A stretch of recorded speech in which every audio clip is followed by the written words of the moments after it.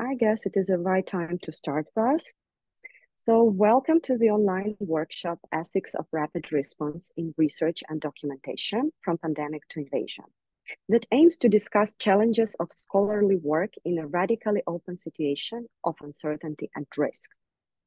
Both the COVID-19 pandemic and the full-scale Russian invasion of Ukraine are well documented.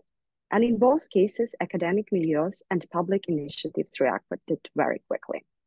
The ethical challenges constitute the core in the design of such projects that involve people who be defined as vulnerable. And I hope that we can discuss that and its implication today as well. These initiatives also influence our decision-making in a longer perspective because we do not have secure knowledge about the development of a current situation. Ethical dilemmas, choices, and relations with people whose experiences we are studying. How can we maintain lives we document and actually do not harm them and their communities? How can we take care of ourselves and our teams during and after this project? How can we be initiatives? Those are just a few questions we are going to touch upon today. Together with a team of organizers, historian Alexei Chebotaryov, sociologist Malgorzata Lukyanov, and Anna Vylegala, we see this space as a possibility for us, first, to reflect on the experiences of rapid response, second, to share our best practices, and third, to learn from each other. So today we will have two panels and one evening discussion. The first panel will focus on ethical challenges and safety issues in the midst of the situations scholars aim to document and study. The second one is more about long-lasting impacts of ethically informed decisions. With both these panels, we hope to contribute to issues of knowledge production during the crisis and the role of ethics in it. The evening discussion is framed around the experience of COVID documentation and the lessons we might learn from it. We will speak about the ethics of comparisons and sharing. The first two sessions are hosted by the Center for Urban History, and for evening discussion, we will switch to another Zoom link provided by IFISPAN. You received both links in the emails, and I will also post it in the chat once again, closer to the end of the second panel. This workshop will be recorded and published for those who cannot attend our online meeting. I encourage you to stay muted unless you are presenting or commenting after presentations. You're also free to use chat option to pose a question or reflection. This event became possible due to support from the Center for Governance and Culture in Europe at the University of St. Gallen. I'm thankful to my colleagues from the center, Victoria Panas, Sofia Andrusyshin, Yelizaveta Bobrova, and Alexander Dmitriev, for their help in organizing and promoting this workshop.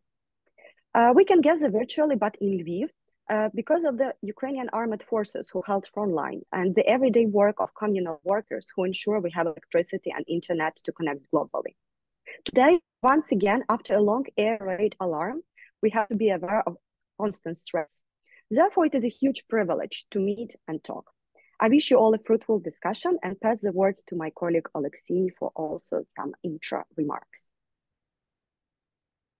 Hello, everyone. Glad to see you and happy to see so many faces. Even we have so many changes there is in the last few weeks to the program. Yeah, I have just a few words to say on behalf of the Center for Governance and Culture at the University of St. Gallen, which Natalia already mentioned as one of co-organizers.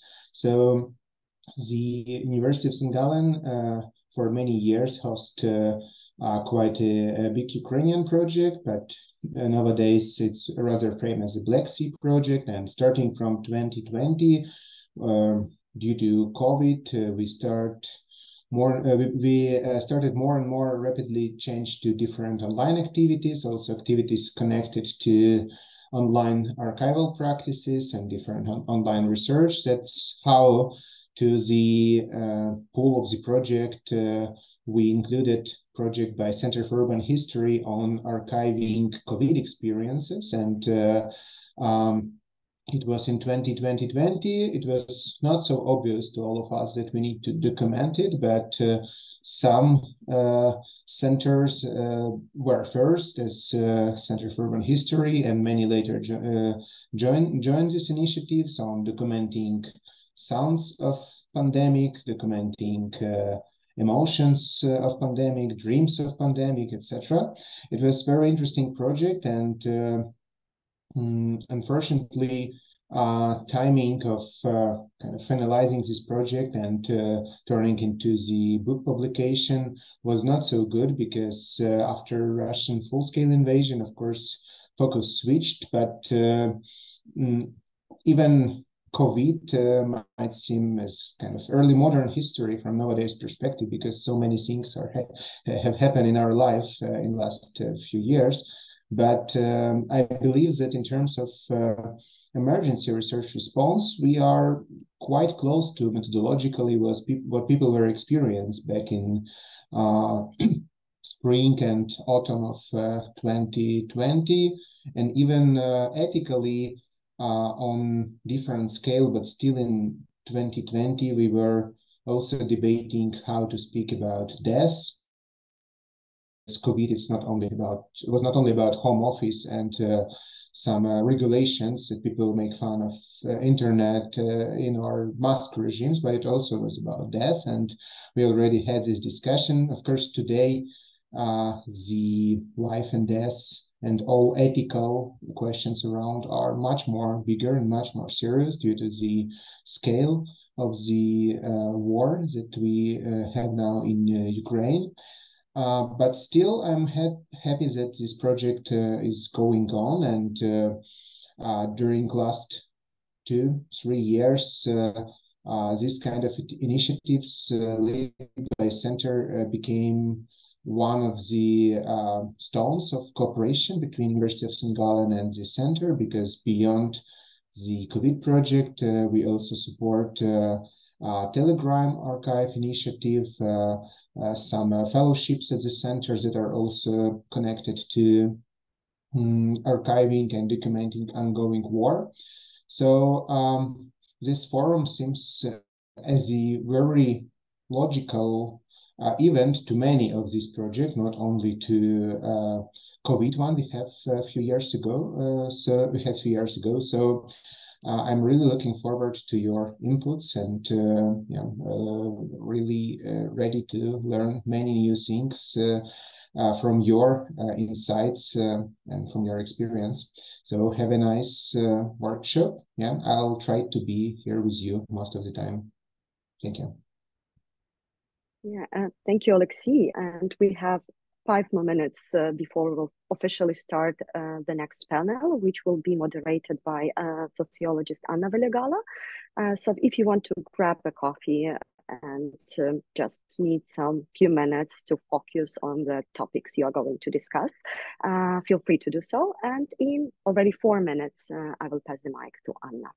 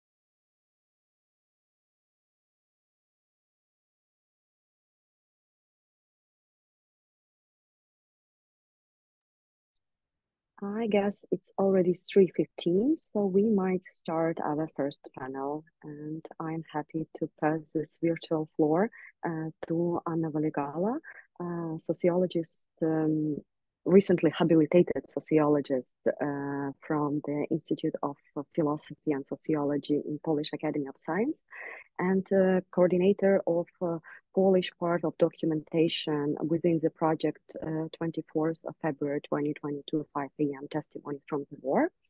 And Anna, please, the floor is yours. Yeah, thank you so much, Natalia, for this kind introduction and for inviting me to this workshop. And I'd like to pass a great thank you to Alexei for reminding us that, in fact, all what we are talking about today is about life and death. And I think that we tend to forget that, as Alexei mentioned, COVID was about life and death. And of course, the war in Ukraine against Ukraine is about life and death. But also the humanitarian crisis on the Polish-Belarusian border is about life and death. And a lot of stuff that we put in that we define as the emergency research and documentation is unfortunately about life and death.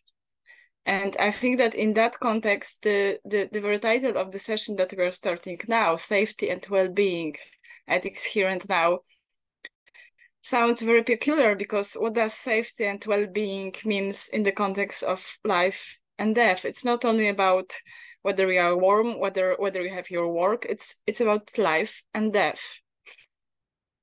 When I was thinking how to conceptualize the session, I sent my 4 wonderful speakers who are with us today 4 questions. And the first one is about whether and how important is the safety of various character in emergency research and documentation. But now I'm thinking that the question should be also understand how possible is thinking about the safety of the researcher when the entire safety of the community that this researcher belongs, or of the community that is research, is in question. So how possible is thinking about the safety in this special kind of research and documentation, but also whose safety, whose well-being? Ours as researcher. How do we care about us and our research team during this kind of project? Because it might mean thinking about life or death. It might mean giving up our research because our life is in danger. And also the question is, how do we care about our participants when we do go to the field, whether we go to the field? Is this special kind of care? What do we do in this kind of situation?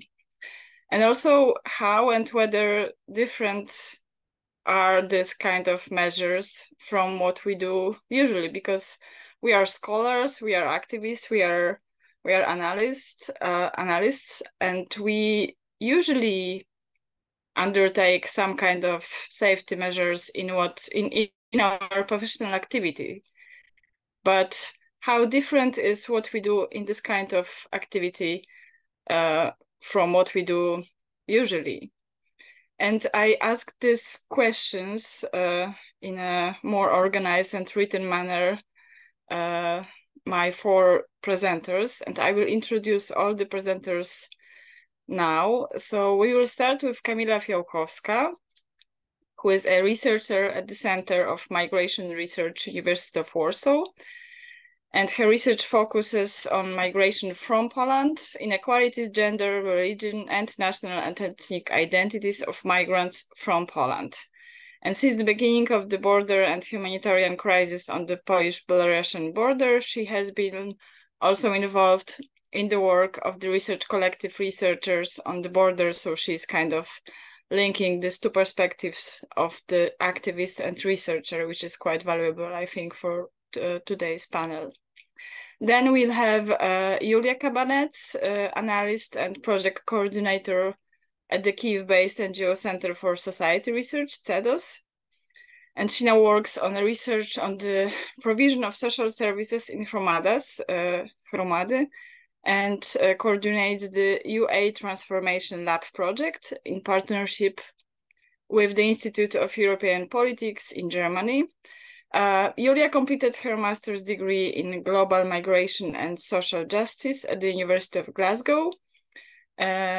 And she researched the experience of people who became twice internally displaced in Ukraine.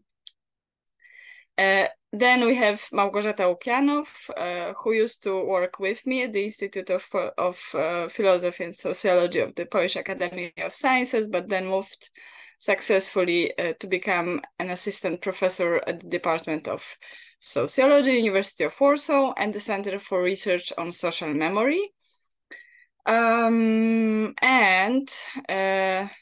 She co-chairs the Polish regional group of the Memory Studies Association, and she's also a co-editor of the volume with me and with Sabine Ruter, No Neighbors' Lands in Post-War Europe, published this year, and the monograph on the personal documents in the Pandemic Diaries, published a year before. And last but not least, Natalia Trishchenko, our host, is a sociologist specializing in urban history and qualitative methodology. She has a PhD with a focus on methodology and methods of sociological research from the Institute of Sociology, the National Academy of Sciences of Ukraine. And she's alumna of the Fulbright program at the Department of Sociology at Columbia University last year, and also visiting professor at the School of Advanced Studies in the Social Sciences in Paris this year. But which is probably the most important thing here, she is the author of the idea and the moving head of the project that was already mentioned, Testimonies from the War. So Natalia leads the Ukrainian team, but also coordinates whatever is happening in this quite interesting and also difficult project. And I have asked my speakers to speak for 7 minutes because I think that this is a platform for sharing and for discussion. So please limit your talk to 7 minutes, and then I will give you also a few minutes to react to each other, and then we'll open the floor to our public. So Kamila, the floor is yours. Thank you. Thank you. Do you hear me all right?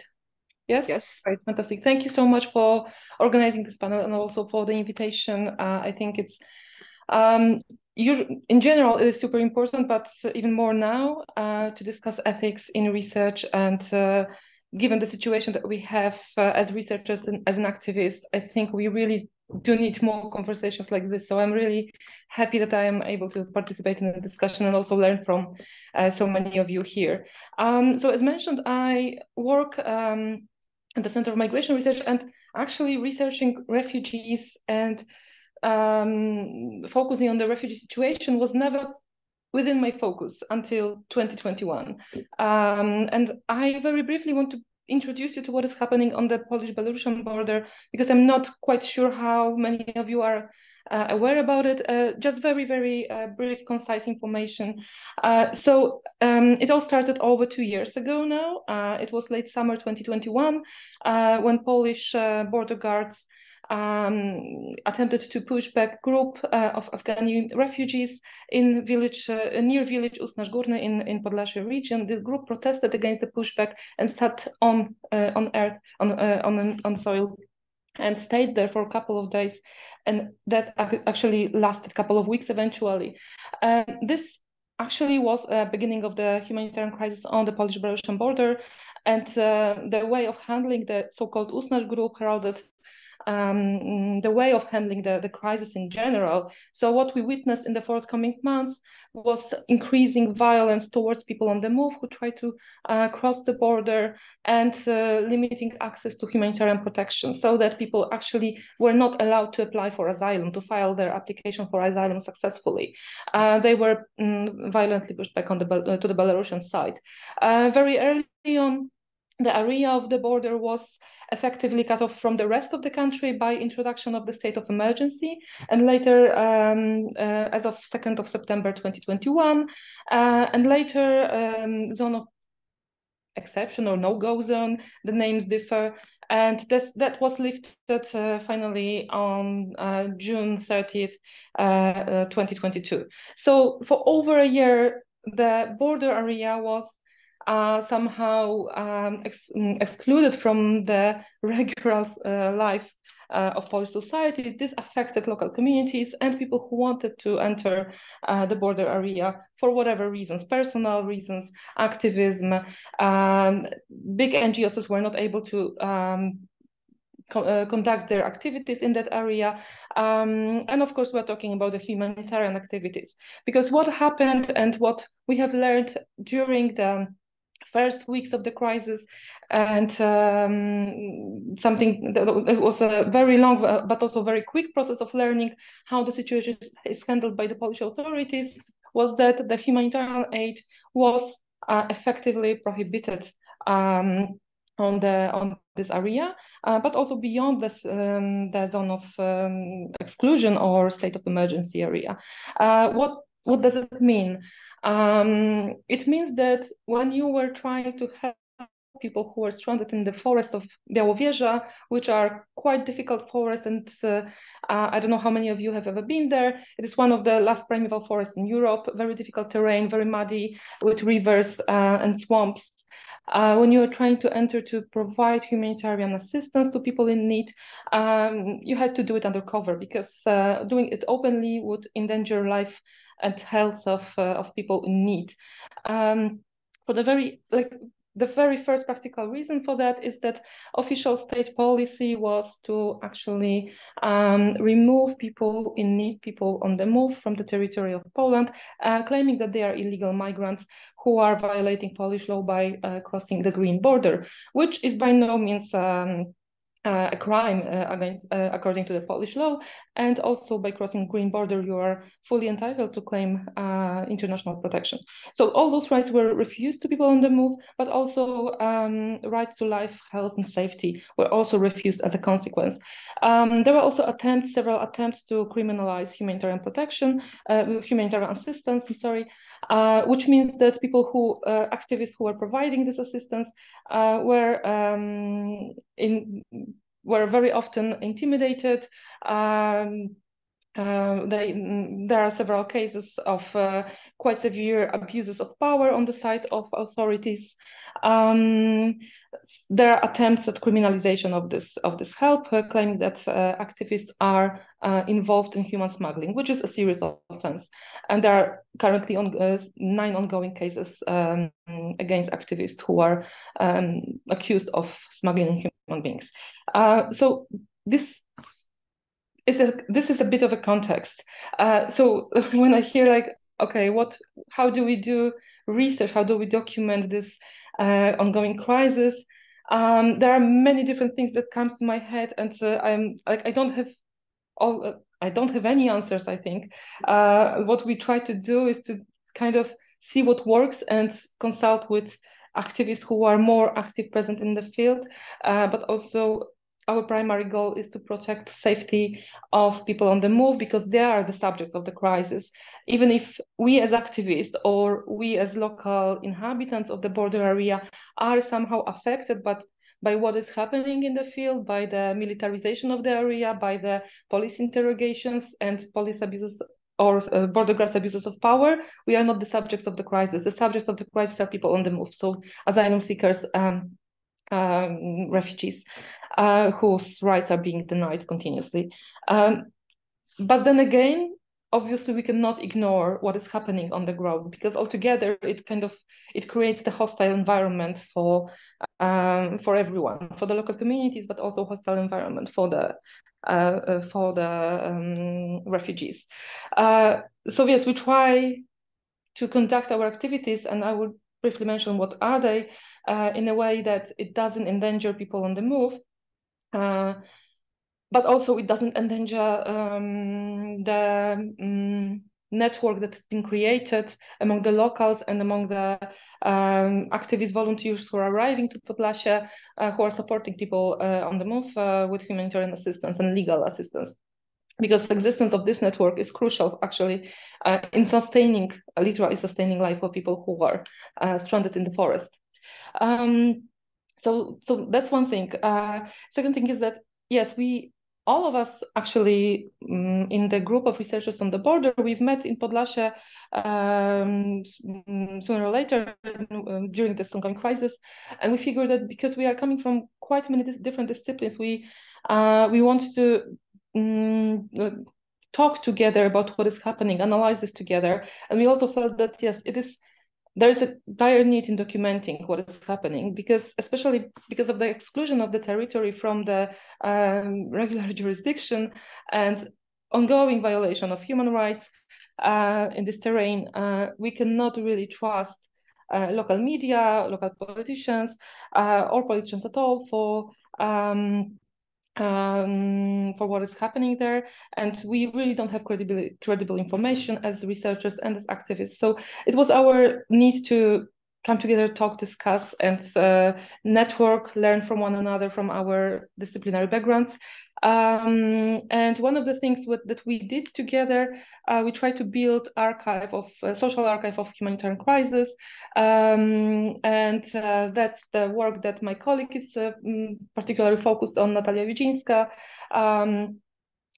And together with her and several other colleagues, we conducted a research that was documenting the violence.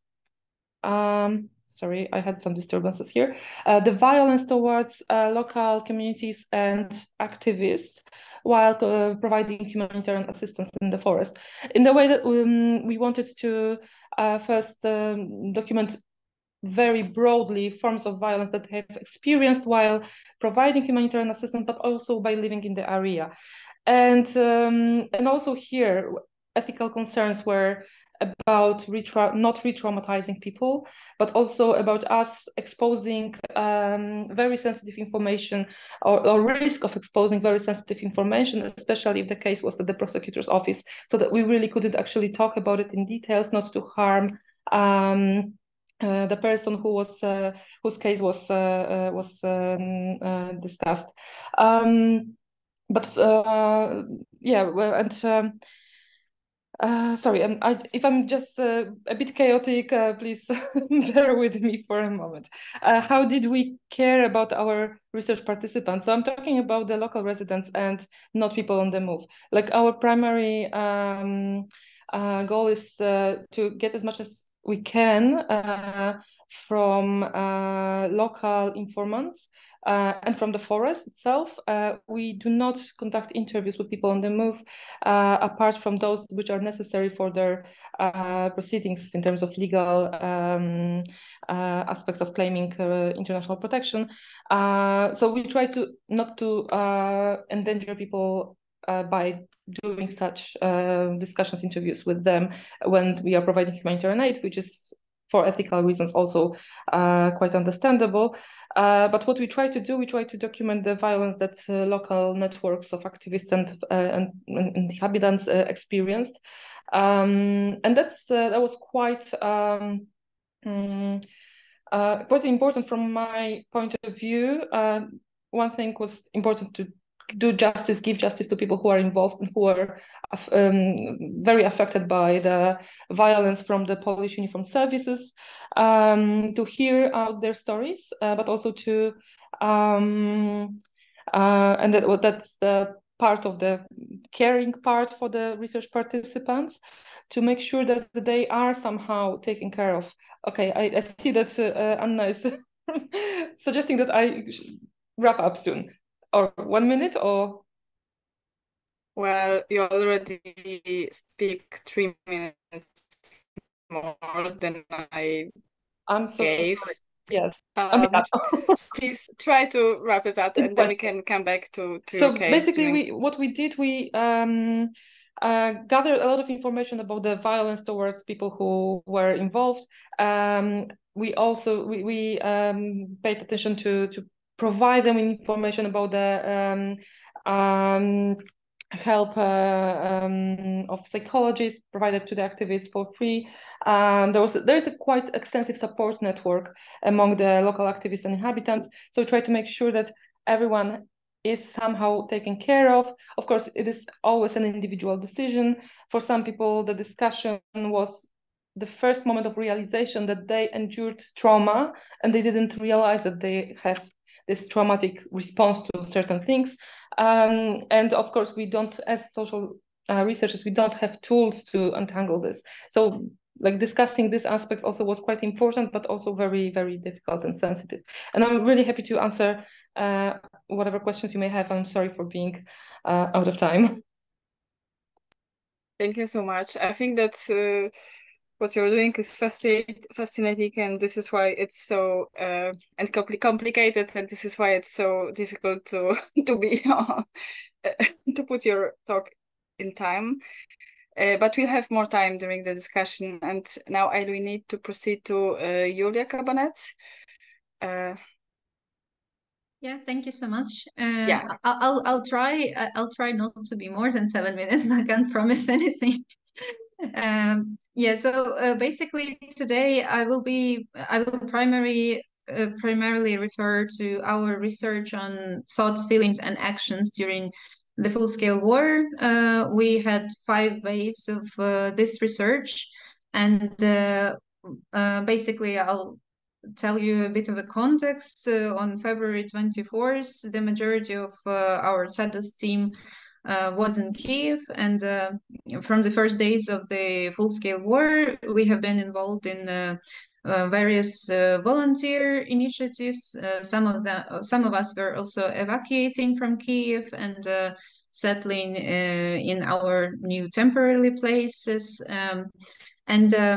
As many other people in Ukraine, we kind of also felt the need to be useful and respond to these changes and challenges that are happening to Ukraine, to our society.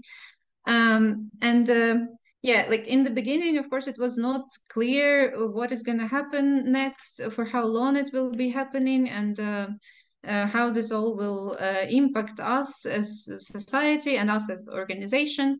Yeah, so in these first days, we came up with the idea. So we decided we need to do something which we can do best as researchers, social researchers.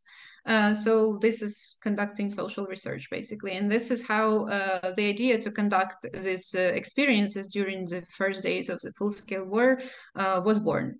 And yeah, it was important for us to document these changes that were happening in the society at that time. And yeah, like document it as they were happening. To conduct this research, we created something kind of a hybrid methodology. Yeah, basically it was a Google survey, but with a qualitative approach, not quantitative. So there were open responses. It was not yes and no survey, but like with open responses, which we usually would get from in-depth semi-structured interviews, for example. But at that time, we couldn't conduct them. Yeah, we rather wanted to just collect those experiences and yeah, like analyze the narratives and the changes which are happening in the society. Yeah, as I said, it's like was the best option we came up with, and it was not possible probably to collect the data at the first days of the full-scale war in a different way for safety reasons, also for the reasons that everyone was in different places, and yeah, it has implications on some ethical concerns, which I will talk about now. So the first initial question we had to answer was like whether it was ethical at all to conduct research during the first days. So the first wave, basically, we conducted it during the 2nd to 7th of March. So this is quite early still. And yeah, we just were thinking whether it's ethical to ask people to dedicate their time to respond to our questions. Is it also ethical for us to do this instead of going and volunteering and doing something very practical, which we can see the result of, rather than just sitting and analyzing something? A very important thing was for us to ensure that participation in the research was voluntary. And yeah, there were a few things which we did in this regard. Basically, the fact that we had a survey rather than interviews, it helped a lot, because if we contact someone and ask them to organize an interview, like to come to an interview with us, this means that it's like personal conversation when the person feels a little bit pressured still, even if we don't want to do this, there's still this pressure to say yes. So here I think it was rather not happening, because we just shared it in our social networks through our channels, shared it with our friends and relatives and people we knew, and asked them maybe to share it with people they knew. So it was like, this connections. Of course, it's not a representative research, and this is a limitation of it. But yeah, it was like also in the first days, now it's kind of funny to think about it, but in the first days there was a lot of this, like everyone was suspicious about something, like whether somebody's trying to work on Russians and trying to find out some information. So we were actually accused of something like that when we published an like paid advertisement in Facebook of this survey, and people were like, so are you agents of Kremlin, or what's happening? And like, you cannot do research at this time. So there are different opinions on this, of course, but yeah, it was important for us to do this. So we just found the network who trusted us, and who also trusted in the aim of this research, and who saw the value in doing this at that time. Yeah, so also questionnaire means that people can pause at any time, they can drop it and not finish it. This also takes some pressure, which is during interviews, even if we say that we can stop at any time when you ask, still a person might feel that they need to continue with the interview. So here also I think this was avoided. And moreover, we did not offer financial reward, partly because we started as a pro bono project, because we felt it was important. And second thing was that this would also, we felt like this could also force someone to conduct this survey if they didn't want to feel these emotions, for example. Yeah, another thing we saw was that people actually needed this space to reflect during the first days of the full-scale war, and we got around 550 responses to the survey in 5 days. So of course we do not consider ourselves as therapists, and that we changed lives for better for someone, but still there was this need, and I think somehow this addressed that need for reflection, and we tried to formulate the questions in a way that they do not like traumatize someone more, and that they don't cause this like more negative emotions. Yeah, also we regarding safety issues, we did not ask explicitly whether some people were combatants or like whether they lived in occupied territories. From some responses, we could get that later, but yeah, for safety reasons, it was important for us not to ask this explicitly. And of course, also if the person somehow could be identifiable, if we understood that they live in occupied area, we would not mention the settlement. We would just mention the oblast, for example, just not to take any risks. We were attentive to that. Yeah, also another thing, we saw that like emotional state of participants was not great, and like, which is very understandable.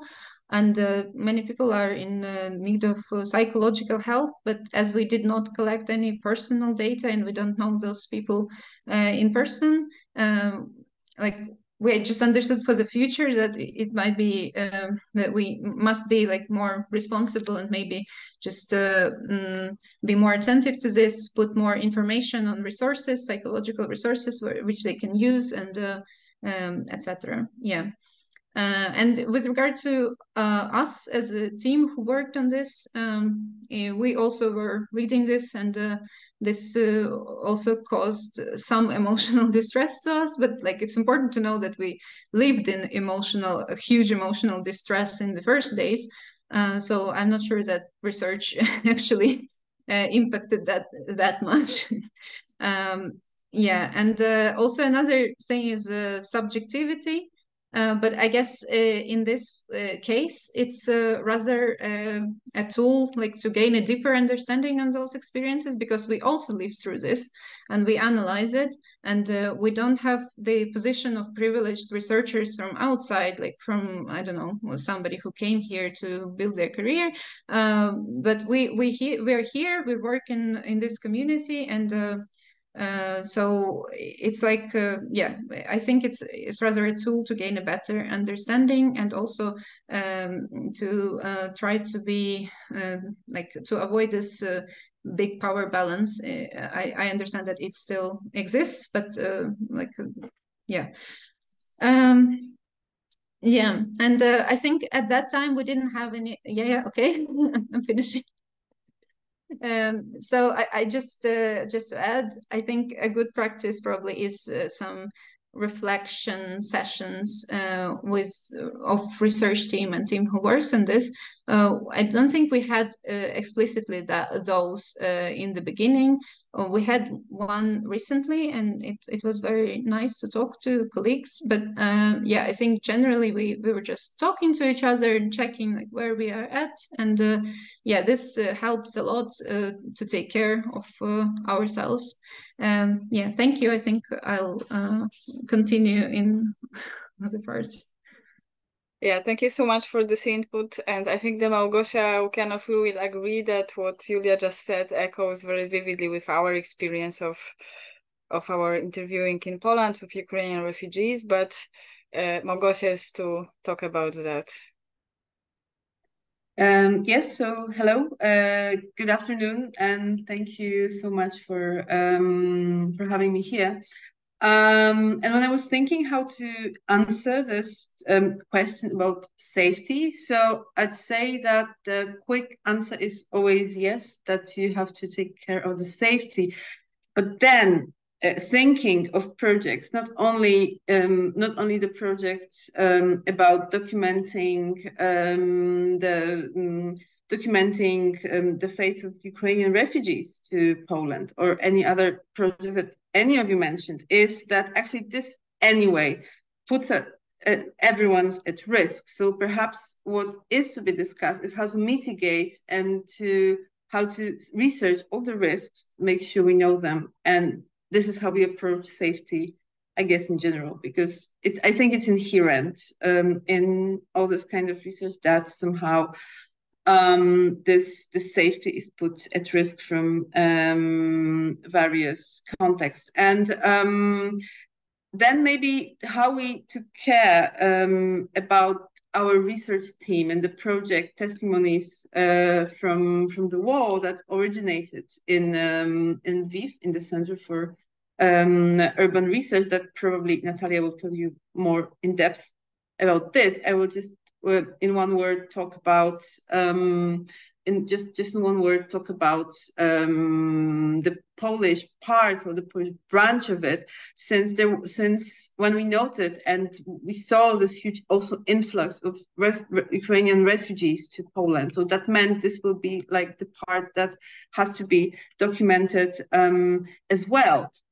So first, how did we, for example, look for the team before we took care of that? So of course, this did not pose the question that we recruit people on a basis that there is like a competition and you can send us your CVs, and we will consider that, and then we will let you know how it went. No, it was more or less informal, meaning that we knew, I mean, at the time when we started, who was we? So that was Anna, who was the head of the Polish team and still is the head of the Polish team. So there's Wiktoria Kudala-Świątek from Krakow, and Marcin Jarząbek from Polish Oral History Association, and me.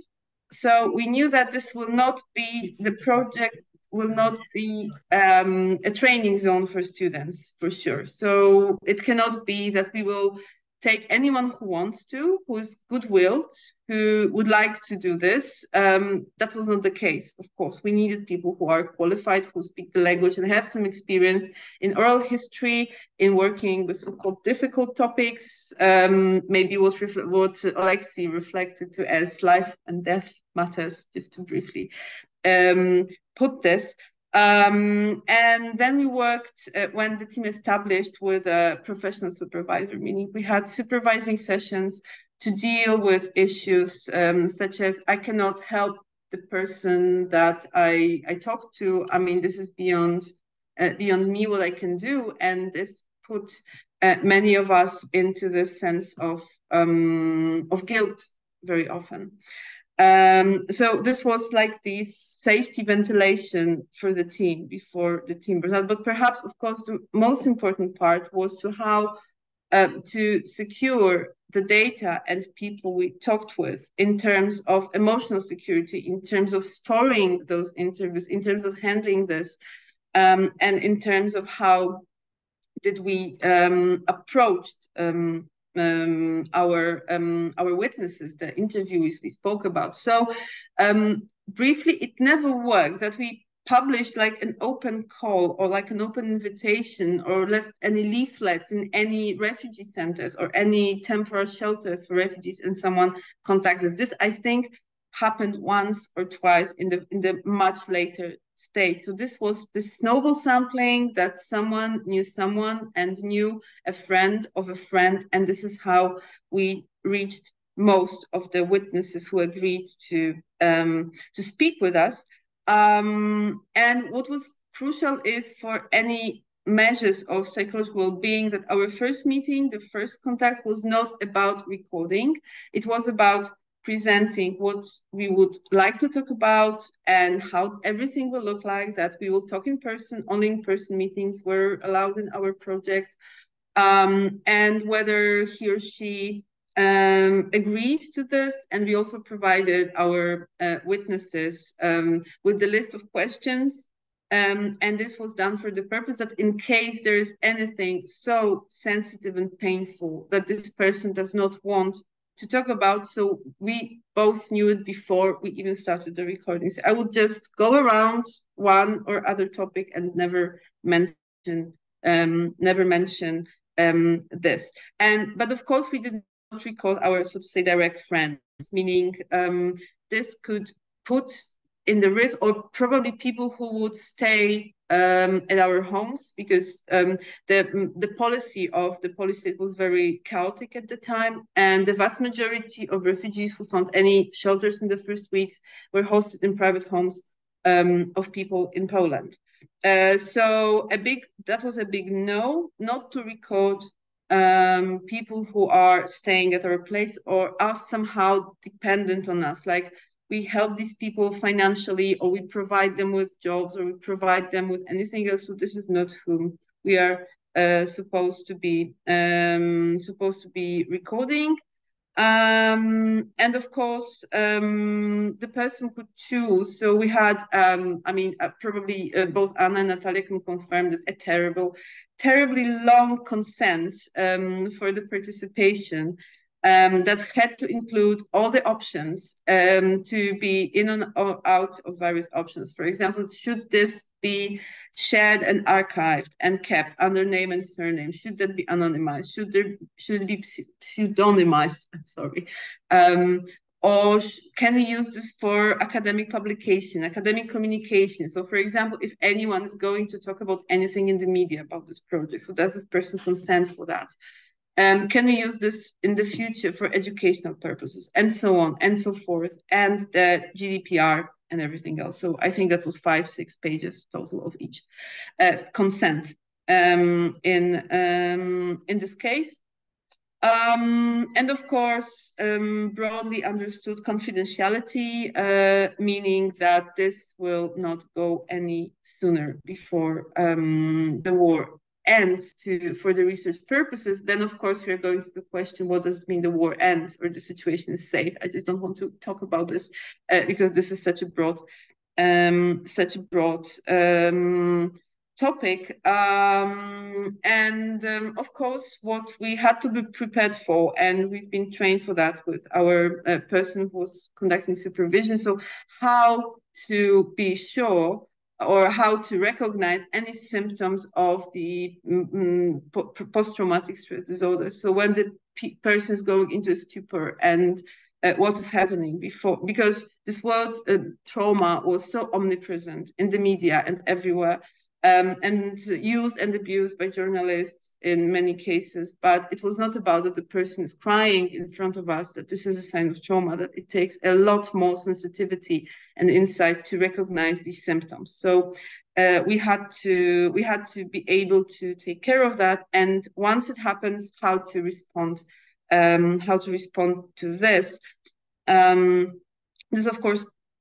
This, of course, might show us the risk about whether we will not be able to see it in the very first minute, or probably whether we assessed the psychological well-being well at the first or the second contact that we had to do. So probably this is where I stop. I think I don't have time anymore. So I opened a few boxes and didn't provide maybe answers to all the questions you might have, but I will be happy to answer them in the Q&A session. So thank you very much.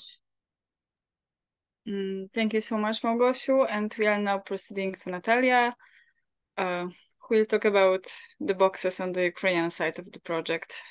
Well, now I have a feeling that we definitely need much more time for this type of discussion that we propose today.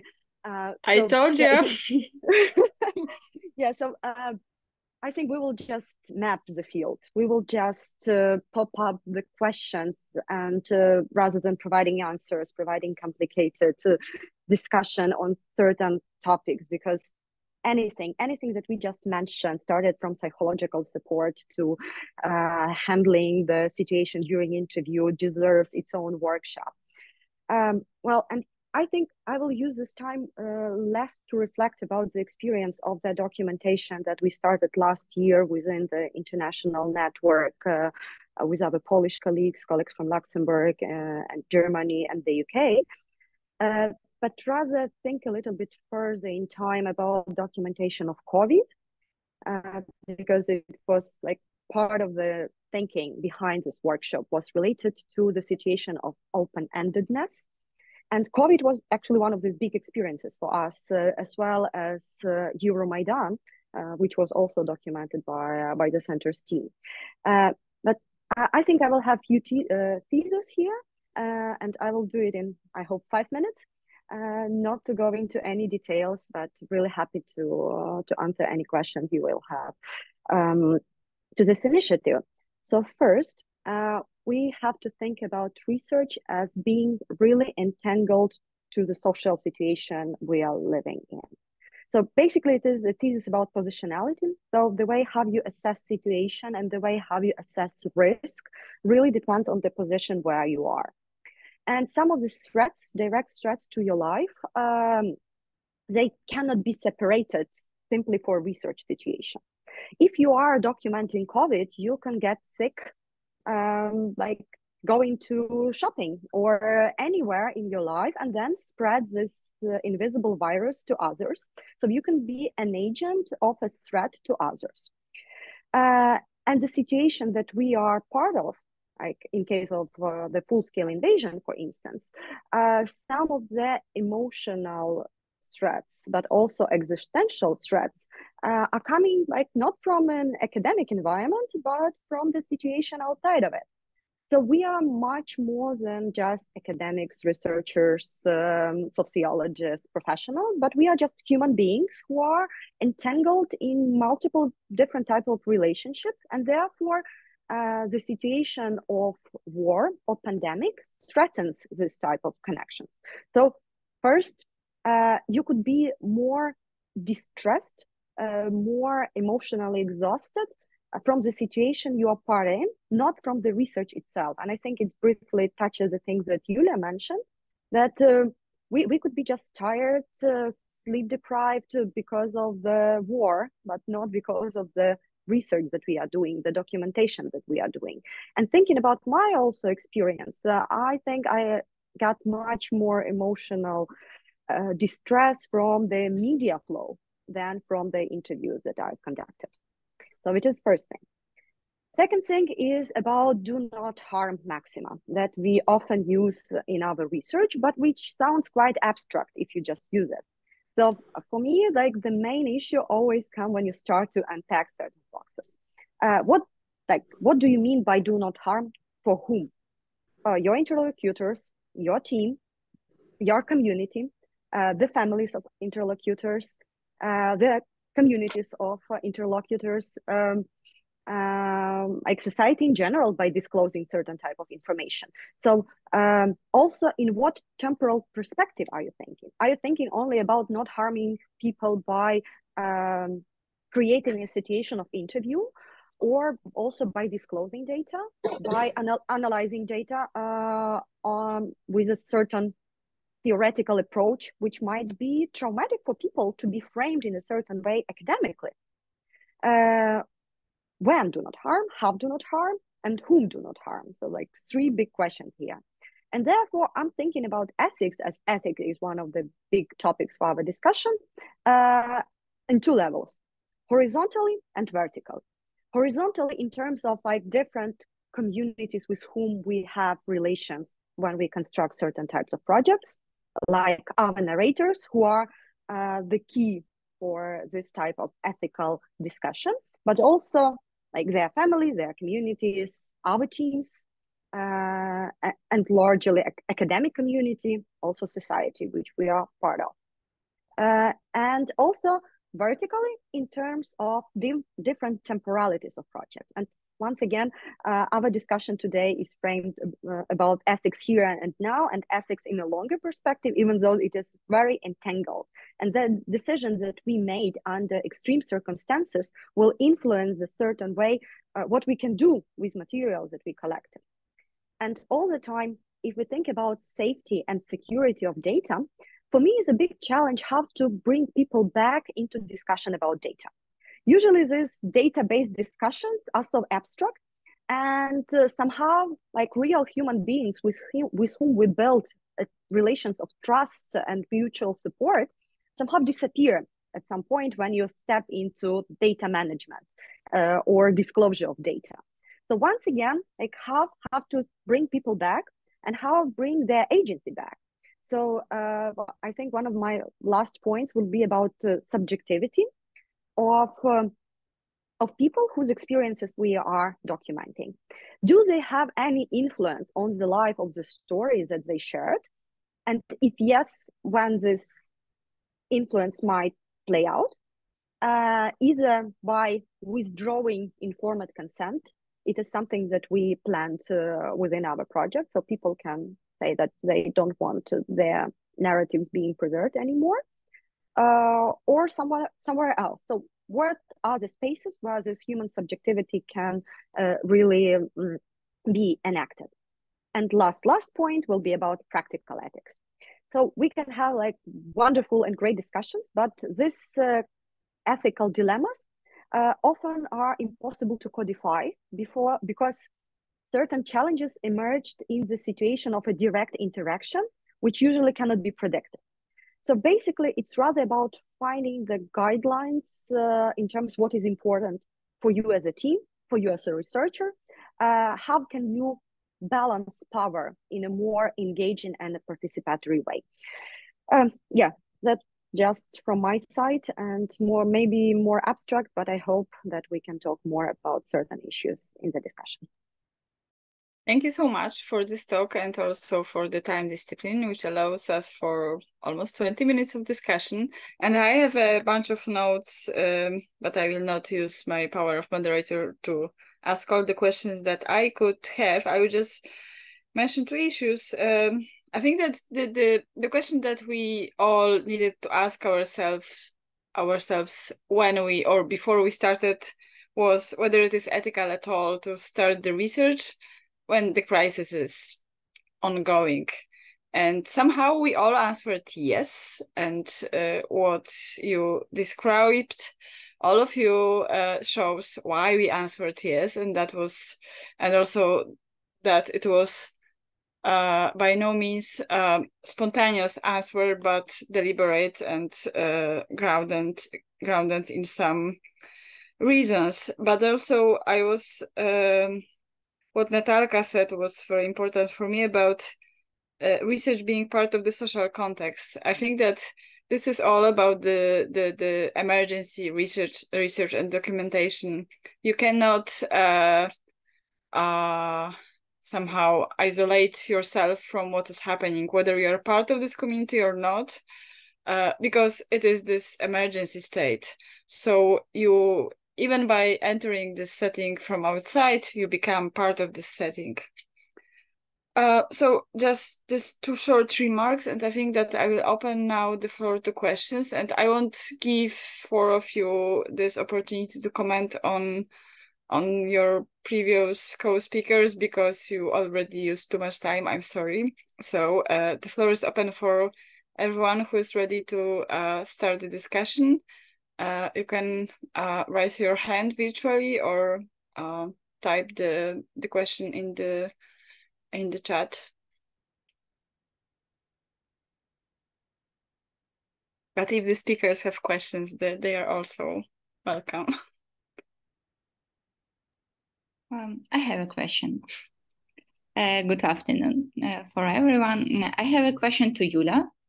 You mentioned that you and your team had started their research in March 2022, and I remind my emotion at that time. For me, it was so difficult to stay and doing some mind work at that time. Can you share your experiences and your colleagues' experiences, how you can prepare research and analyze the data afterwards? Thank you.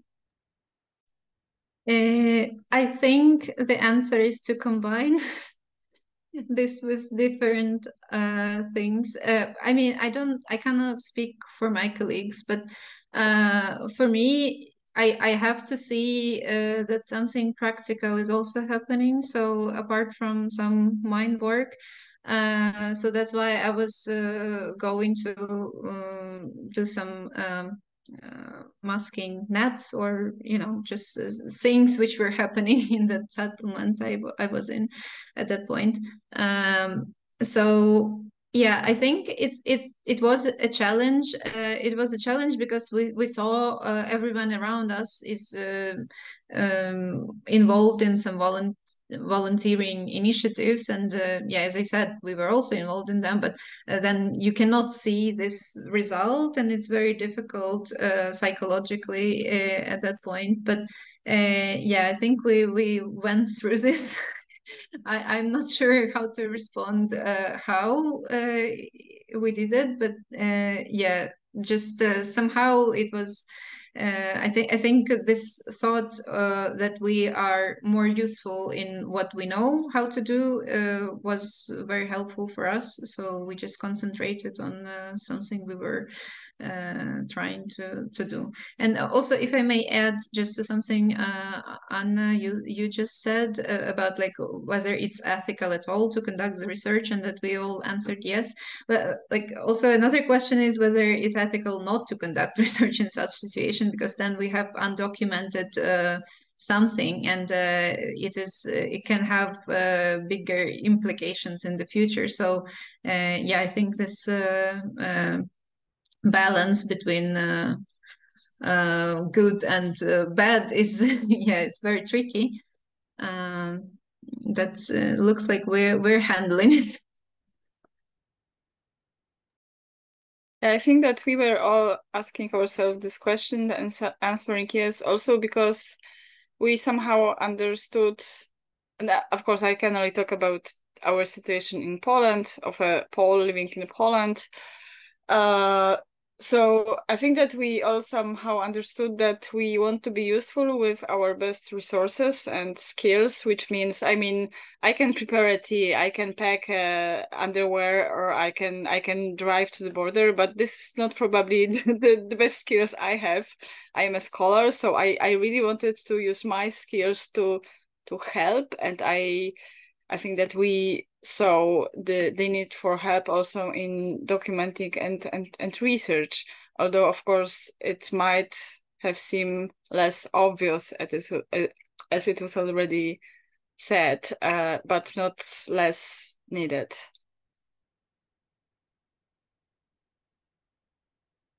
Any other questions? Or maybe Małgosia, or yeah? Yes, I actually had questions before you mentioned, but I was thinking because I was also involved in projects about COVID pandemic and others, and this is the question to, well, anyone willing to answer this, like the panelists and beyond, perhaps. So we are talking today of the here and now, but I have this feeling that since the outbreak of the pandemic in 2020, the here and now is like all the time, and that's like 3 years. I guess so. We had the COVID pandemic, then the border crisis at the border, then the Russian invasion on Ukraine, and then also the economic crisis that was somehow like the consequence of that as well. And this is all the time here and now. So my question to the fellow panelists, but also some presenters, so how do you manage that? I mean, getting involved consciously in this kind of emergency research that is happening, well, almost like every year or every half a year since 3 years right now.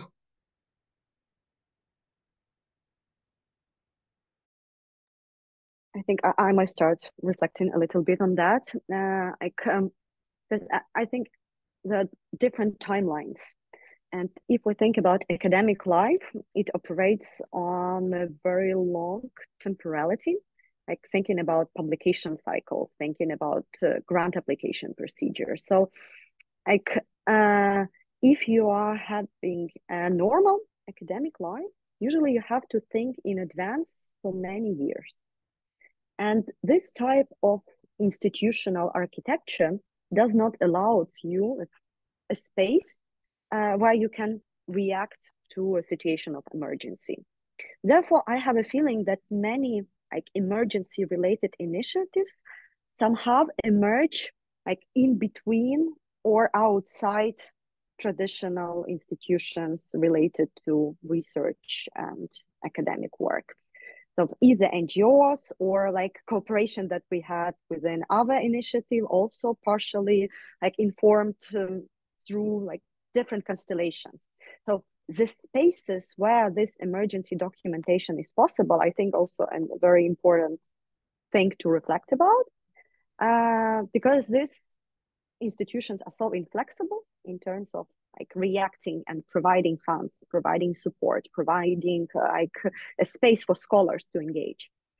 And also I'm thinking like we entered the space of emergency, but how the emergency is conceptualized as well. So we might think about climate emergency, which is not so emergent in terms of not having this immediate sense of shock as February 24th had on us. Also, the breakout of pandemic was also like accelerating, but then we had like these images of packed hospitals and dead bodies. So it was really, really intense in terms of the feeling. So maybe this emergency is also somehow related to this intensity of a break. So not ecological emergency, not so much about this economic crisis, unless we will have like something exploding. So that are just my observations. Can I jump in right after Natalia, because I want to continue in similar way. I kind of envy scholars whose research is stable in the sense that it is whatever is happening in the world, they're just dealing with this one certain thing, and their line of publication is sort of constant in one topic, and it's a position of privilege that we often don't have. So that's very to me important. It's also a matter of character in a way. So like I felt I cannot not respond to what is happening. So that was my also conscious decision to get involved. Like when we talk about the crisis and how do we talk about the crisis if the crisis is permanent, right? So when we talk about the situation on the border with Belarus, it is a protracted crisis. Like so many things also has changed in the situation, but it still is a crisis. So how do we, continue to talk about it, and what do we do? But one of the things that, I try to think, and in that way, to avoid this presentism in analysis and social research, is to try to historicize what is happening, try to have this broader perspective to bring in the historical experiences. Like we have the historical experiences of pandemic, and we know more or less probably than more, we know now more, how people reacted to pandemics in the past, in Poland, for instance, or elsewhere. We have memoirs from the past. We have some evidences of other border crises in Poland, but elsewhere. So to me, it is important to kind of make attempts to historicize this, to avoid this trap of presentism, to see what are the regularities, are there any patterns that evolve, and also learn from it. It also helps me to relate with this temporariness of the crisis, or temporary permanence of this ongoing crisis to other historical experiences of the border crisis, and it is not a unique situation. It's kind of reoccurring in different times and geographies. Yeah, thanks. But very important and valid thing to discuss, of course.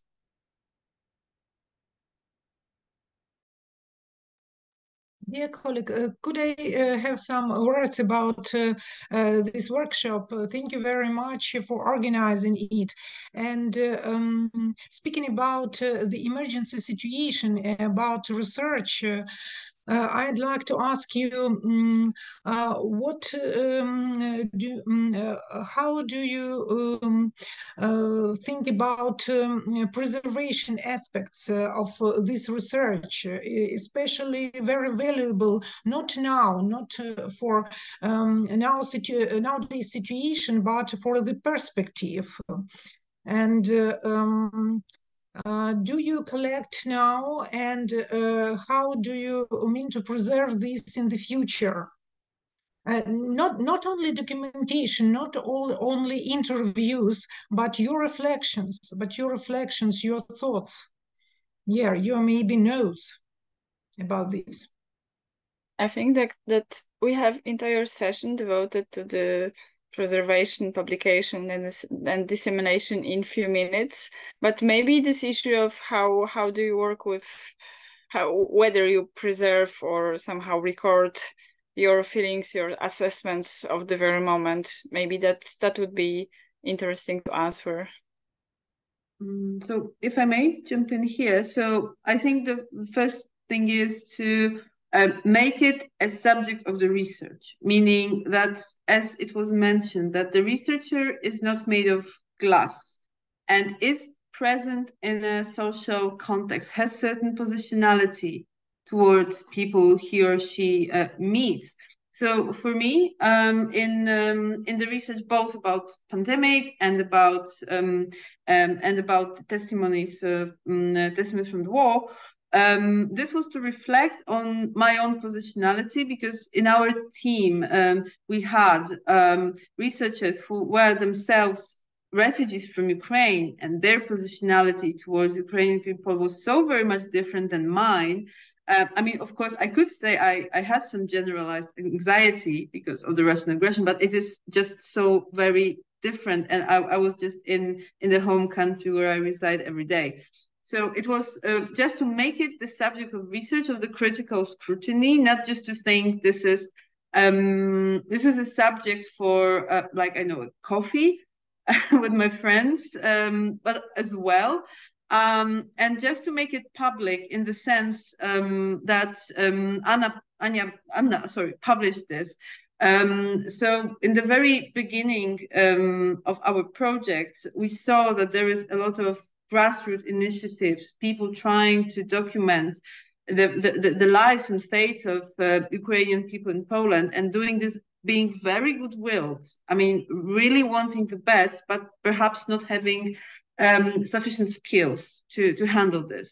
So it was about publishing just this kind of do's and don'ts paper and methodological approaches and ethics, which proved to be more important than at this point than the results. Of course, some people wanted, like in the media, they wanted to hear about the results. So what do people talk about? So what are the problems? What are like their obstacles towards living in Poland? But yes, I mean, this is important somehow.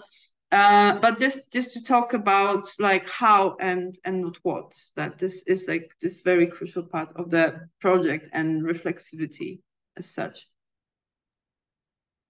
We have last 5 minutes to the end of this session, so I'm encouraging our speakers to answer really quickly, and then we can see whether we have the very last question from the room. Yeah, my very brief answer could be yes. Yes, it is part of, well, metadata behind the data, the way how you create certain sources for the future. And we will have like the next discussion about the ethics in the long run and the preservation and disclosure of materials, the stories of people with whom we talked about the situation of emergency. But I think, yes, our reflections should be included into discussion as well, even though it might be very difficult to reflect on that, because you are running, you're like remembering the spring of 2022. It was a constant run, like you're lacking of time all the time, and you simply do not have time to do that, but it is really important part of work.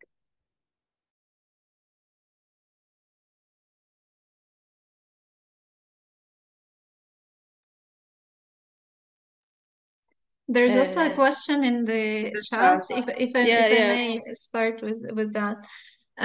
Yeah, I can relate to this, that I had such experience, but not with CEDAS, but in my research for a master's degree, when I was talking to people and they started crying.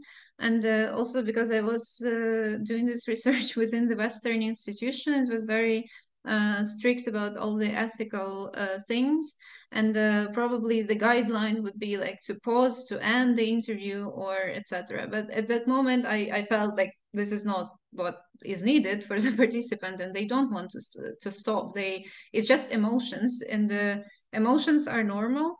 And I think, yeah, we need to like avoid this stigmatization of this so-called negative emotions, because crying is a normal part of our lives, and yeah, I feel like there should be some kind of judgment of the researcher during the situation. So it's up to the situation, of course, and from my perspective, because I also was a respondent in researches, and I also had this experience when I cried, and it was like emotional and about internal displacement from the another part of this war, which started in 2014. And I know from my experience that I wanted to continue. I didn't want someone to be like to care too much about myself. So I usually. I'm very attentive to like not take agency from the research participant, because I feel like it is taking agency. It is like this unethical silencing of someone if they started crying and we're like, okay, we're not dealing with these emotions. No, I don't think it's ethical actually. I simply need to jump in because I agree in 100% with what Julia said. You're not to take the agency from the participant over protecting the participant and taking this decision what should be discussed and what is too painful. It's their lives, and these are their lives and their stories, and they are people who are to decide whether they want to talk about it or not. And what we learned from our training on the trauma-oriented research is that tears and excitement are absolutely normal. And if there is no tears and no excitement, and you see a person with a blank face who is like stuck and silence, this is something that would make you stop the interview and ask whether this person probably needs a psychological professional support. Yeah, Gosiu? Yeah, so I just wanted to say exactly what Anna said, that feeling emotions is not like feeling emotions and crying, and even if those emotions are not pleasant, are not the very like accurate signs of the PTSD. But what I would just like to add, so just to be precise in terms of what we are talking about, it is like signs of traumatization, some general trauma, social trauma, personal, because this is also very different. And this is exactly what was happening, I think, in the media, that if you see unhappy crying people and you label them, look at these traumatized groups, this is the worst of the wrong things and the worst discourse you can produce. So just to be precise, are we talking about this like the post-traumatic stress disorder, or are we referring to any forms of collective traumas or anything before we actually label someone as traumatized? Now, Camila, a few words, and then I need to wrap up the session because the time is over. Thank you. And still referring to the same topic, in case of my research on the Polish-Belarusian border, it was actually like people were crying. Some of them were very, very stressed and nervous when recalling some, past events. But they also, in a couple of occasions, they also stressed that it was for them one of the very few occasions that they could actually talk about it to someone, because they usually don't talk about it to their closed ones because they want to protect them. So that, the situations can be very dangerous in the forest. People were arrested, people were, the guns were pointed at their heads, things like that. And this actually helped them to ventilate. And I'm not trying to now overestimate the factor of like me being such a generous listener, helping other people, but they said it themselves that to them talking openly about certain things was actually like helping dealing with the trauma or dealing with the stress that they endured. Thank you. Yeah, thank you so much. I think, Pane, I saw your question, which is very interesting, but I think that we unfortunately have no time. So we can move the question maybe to the next session, as there were already some issues raised to be discussed during the next session. So I'm happy we have the next session. and these sessions should be longer. So this is what we learned from this session. And I think that this is only the start for the further discussion, and it makes us aware that we have a lot to discuss and we have a lot of common, whether it's COVID or the internal displacement or the Polish-Belarusian border humanitarian crisis or the or war against Ukraine in Ukraine and in Poland. So thank you so much for participating. Thank you for your questions and your input and your talk, and see you soon during the next session, which starts, Natalko, when? In 6 exactly? minutes. In 6 minutes. Yes. Okay, So, grab your coffee. yeah, grab Thank your you so coffee and much. see you soon. Yeah, thank you, Anna. Thank you. Thank you. Thank you very much. Thank you very much for your insights. You're splendid. Bye.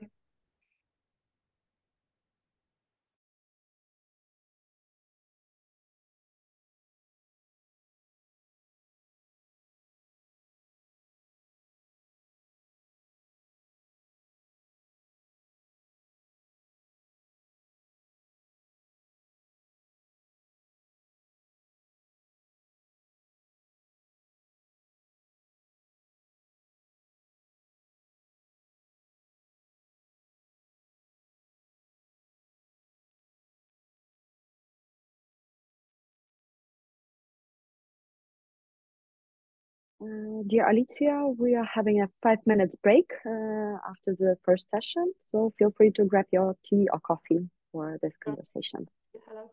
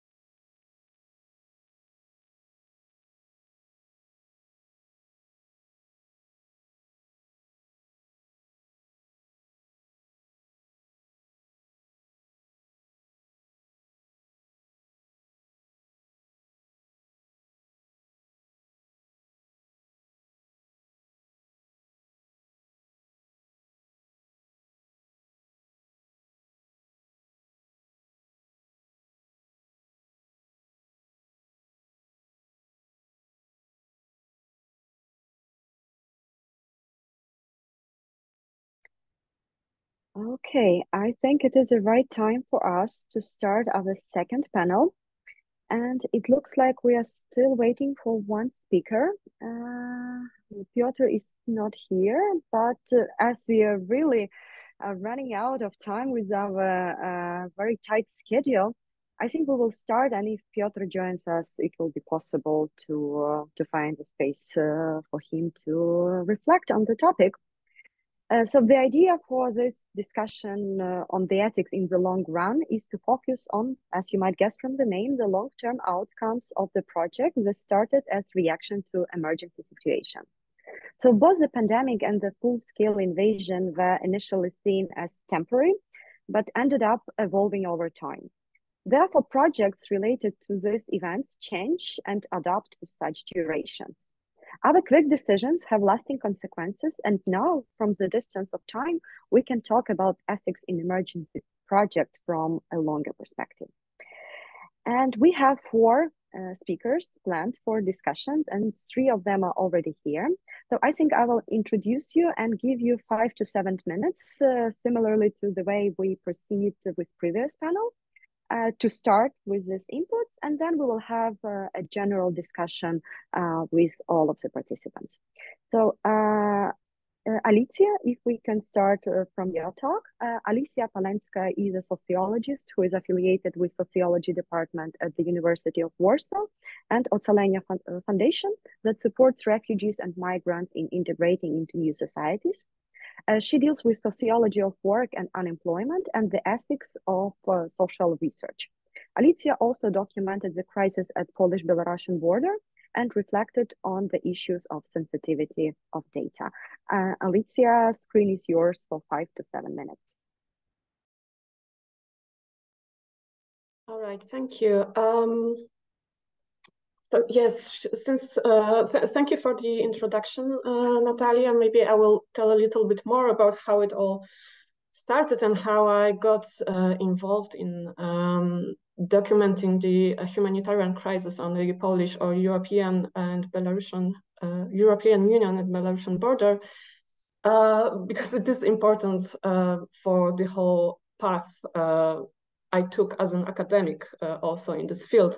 Because I started as an activist on the border when the humanitarian crisis started in the summer of 2021.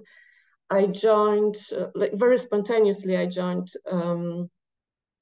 Ocalenia Foundation on the border to provide refugees in the forest with humanitarian aid. And next, everything happened very organically, or one can say perhaps even chaotically at the beginning. So because I was not only an activist, but also a sociologist, then I was involved by Ocalenia Foundation to work with the data and to prepare reports for them. And from this moment, when I got involved in the sociologist work as well, suddenly I found myself being the sociologist of migration, which I never planned to be. So I guess this may be a little bit common for all of us who suddenly start to work with crisis. Various crisis situations. I remember from one of the previous events of the team working on this project, which organized this seminar as well. That I found it interesting that those sociologists who started to work with crisis situation in Ukraine as well, like shared the same experience of suddenly finding themselves dealing with different subjects than they usually did or that they chose to deal with as scholars. So that was my case as well, because as Natalia said, I am a sociologist of work and of employment, and not of migration. So from this moment, when I started to actually work with Ocalenia as a sociologist, I also started to develop my observations regarding the crisis. And I was especially focused on communication of the refugees which were hiding in Polish forests, or they were in Belarus, and they asked for our help to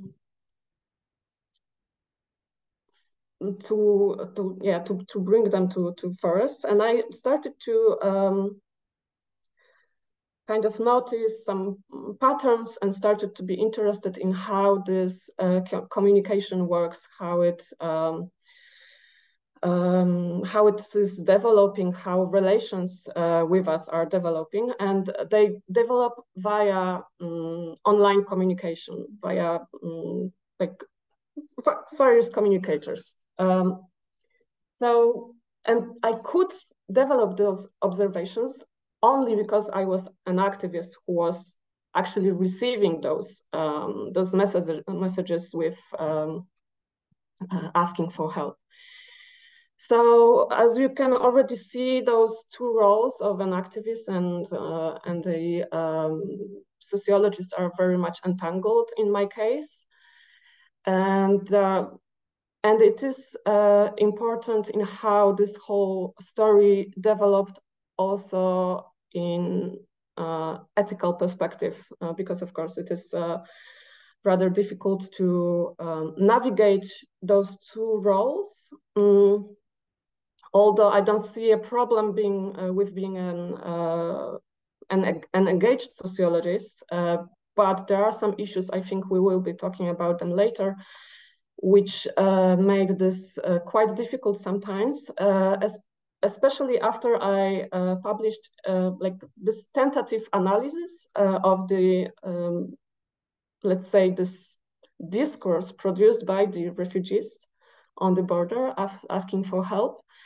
I tentatively analyzed it in this kind of ethnographic essay, which I published online on the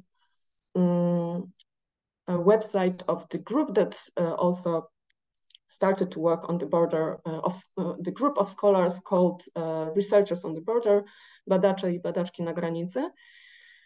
And yeah, after publishing this essay, I experienced quite a huge backlash, actually, from other activists, from some of the other activists, which was, if we are talking about the unexpected consequences of those of this kind of activities, scholarly activities, this backlash was an unexpected consequence for me. And yeah, I found it very interesting. Obviously, I started to analyze this backlash as well. I mean, sociologically, it was super interesting. I guess I will stop here with talking about the backlash, because perhaps we will go back to this subject later. But yeah, that was one thing which was interesting, and it does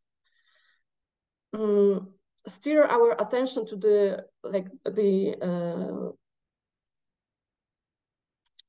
all the relations that are involved in those sensitive subjects, which are relations not only with, in this case, refugees. Yeah, I'm finishing now. Refugees on the border, in my case, but also with the whole network of activists. So this is perhaps something different than in other subjects we will be discussing today, which is pandemics and analysis of events regarding the war in Ukraine. There are, of course, other issues, but I will stop now and perhaps go back to them later. Thank you.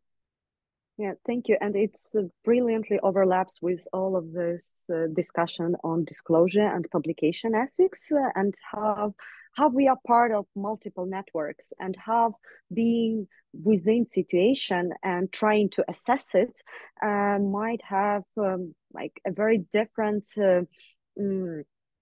outcome and different feelings triggered by people who are analyzed, who are the subjects. So it's extremely interested also think about these fields and different power balances and imbalances within the field.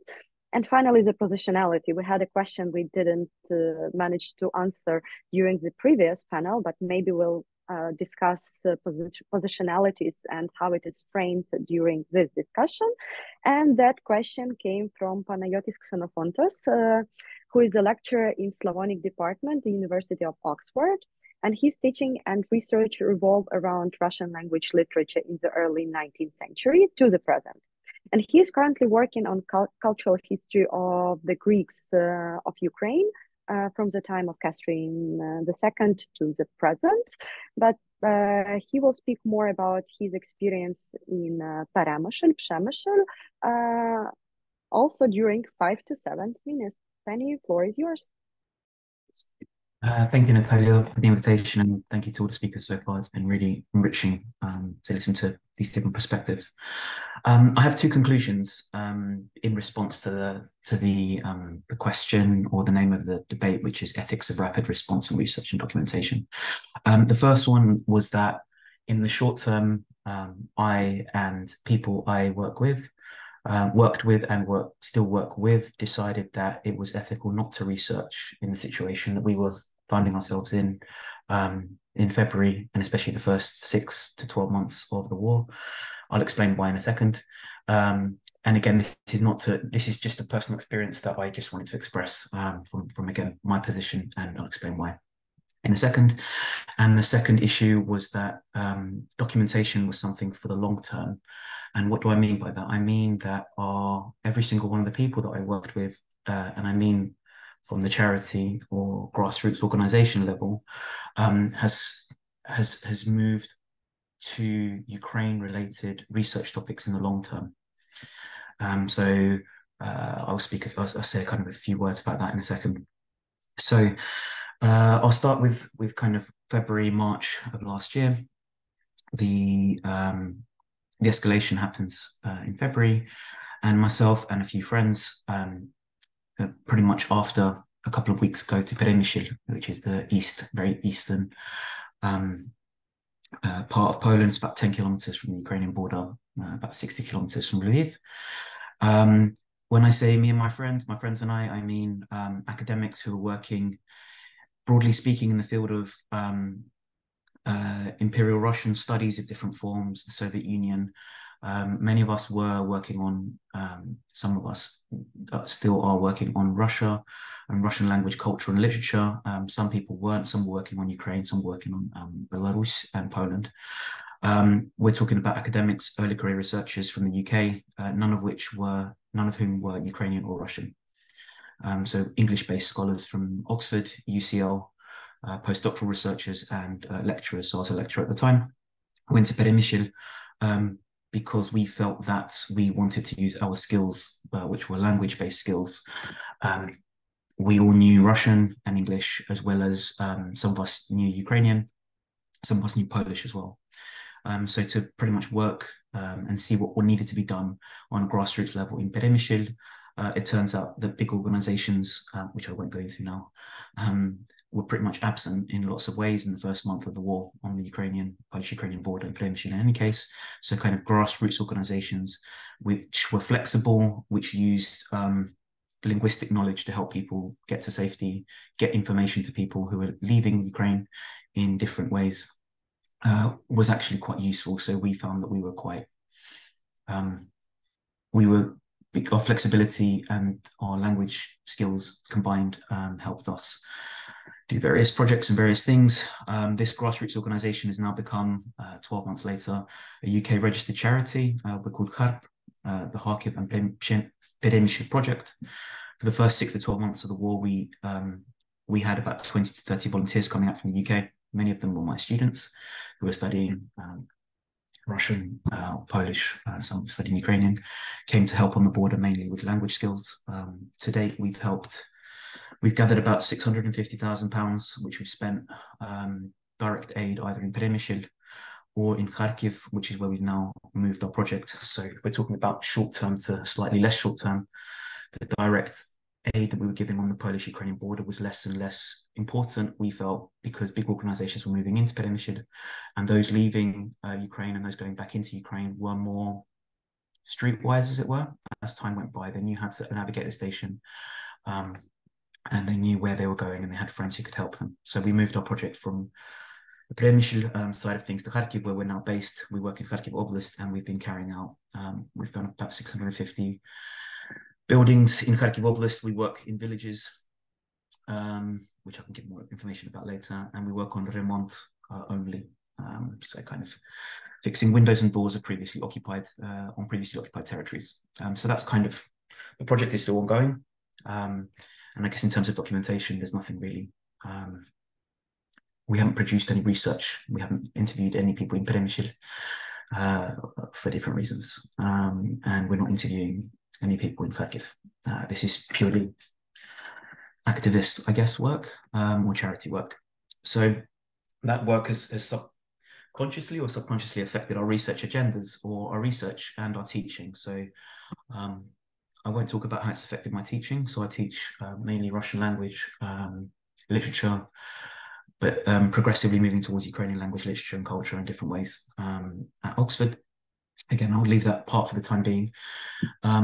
The part I wanted to briefly talk about was our research. So I am currently working on a project using my language skills again. So I'm fluent in Greek, and I'm working on Greek literature of Ukraine, which is mainly based around, and mainly has been based around over the last 250 years in and around Mariupol. I was in Kyiv in the summer for a couple of months working in archives there, and the word I want to stress here is collaboration. So working with local scholars who have already done lots of this work, working on edited volumes together on the history of these Greek cultures in Ukraine. And Greek is a very loose term here. It doesn't mean necessarily what we think of as Greek culture if we take it from a Cypriot or a Greece mainland context. Again, I can talk about that later if we have time. And so effectively it's kind of working together with Ukraine, mainly Ukraine-based scholars on these Greek cultures, but also those communities themselves, to both spotlight their histories, which have been quite under spotlighted in,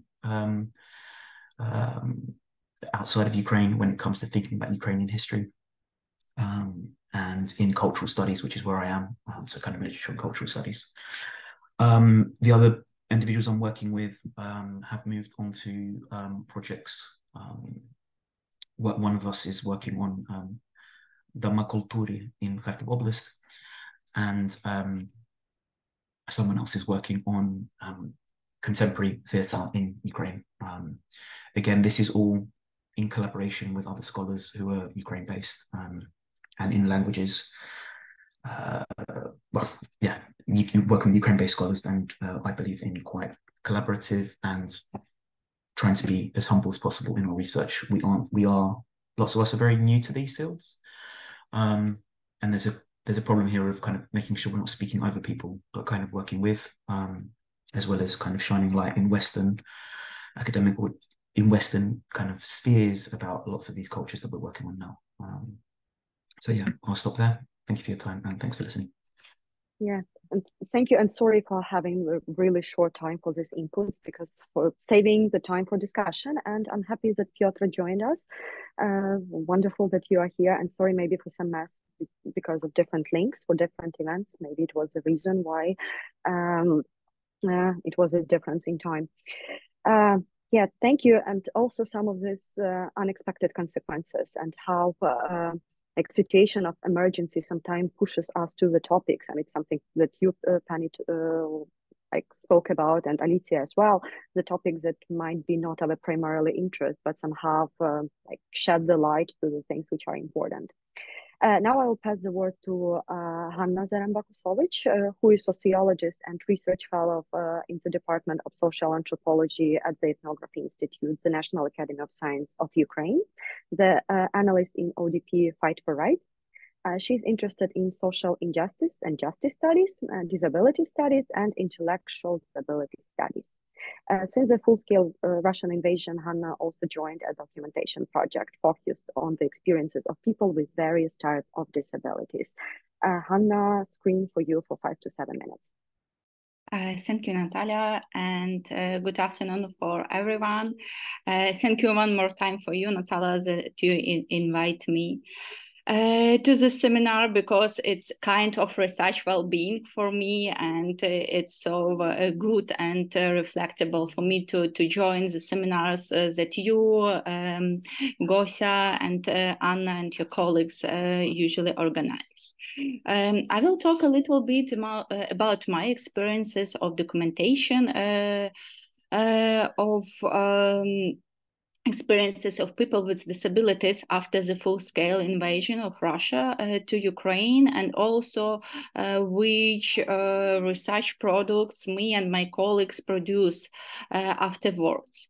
Exactly as Natalia mentioned, I joined the research team of the OPD, Organization of People with Disabilities Fight for Right, before full-scale invasion. But in February 2022, me and my colleagues have started to join some emergency work, volunteering work for rescue people with disabilities. At that time, I start to collect my file diaries about volunteering work. And as my colleagues mentioned before, me as activists and researchers has started thinking how important to collect experiences of people with disabilities during the war, and we have started to think how to do it correctly, ethically correctly. For me, it was important that my colleagues, most of my colleagues, have disabilities.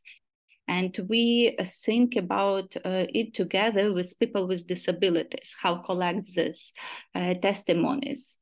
And in the end of spring 2022, me and my colleague have started to collect testimonies among people with disabilities, people with different types of disabilities. And now we are having these interviews, but also we launched the platform. It's a map of rescue of people with disabilities during the full-scale invasion. I will send the link to this map for you and share it. What is the main point of this project? That we worked for this map together with our narrators. All of them are activists for the rights of people with disabilities in Ukraine. And as Camila from the previous session mentioned, for them it was very important to share their experiences. They want to talk about how they rescue themselves and how they rescue other people with disabilities. And all photos, all quotes which are in this platform were prepared by narrators, by civil activists, all together with me and my colleague as researchers. Also, after this project, I returned to my previous main project about the daily lives of people with intellectual disabilities in Ukraine. During the full-scale invasion, I'm collecting experiences of people with intellectual disabilities, but methodologically, I need not only interview for it, I need other methods. And I combine a few methods. The first one, I'm looking for Facebook pages of NGOs which work with people with intellectual disabilities and their caregivers. Also, yes, I interviewing people with intellectual disabilities and their caregivers. And I take part of inclusive theater in Lviv. We people with disabilities and intellectual disabilities and people without disabilities preparing like a performance about the war. And it's more about socialization of people with intellectual disabilities, but it's also for understanding each other and reflection about the war. And it's very helpful for me, not only as researchers to take a part of the theater, but also to have some emotional relax there, and using this theatrical approach, very important for me in my research project. Also, I took a part of monitoring of shelters for internal disabled people in Lviv. We monitored accessibility of shelters, and also I met people there. And I have started volunteering a little bit in the shelters. It's also kind of observation, internal observation, which I combine to my research.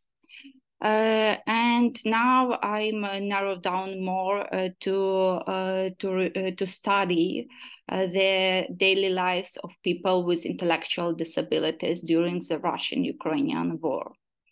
Yeah. And now I will share this map, the project WordPress. You can see the results, other common results. Thank you. Yeah, thank you, Hanna, for being so precise with timing. And therefore, we will have plenty of time to have a discussion.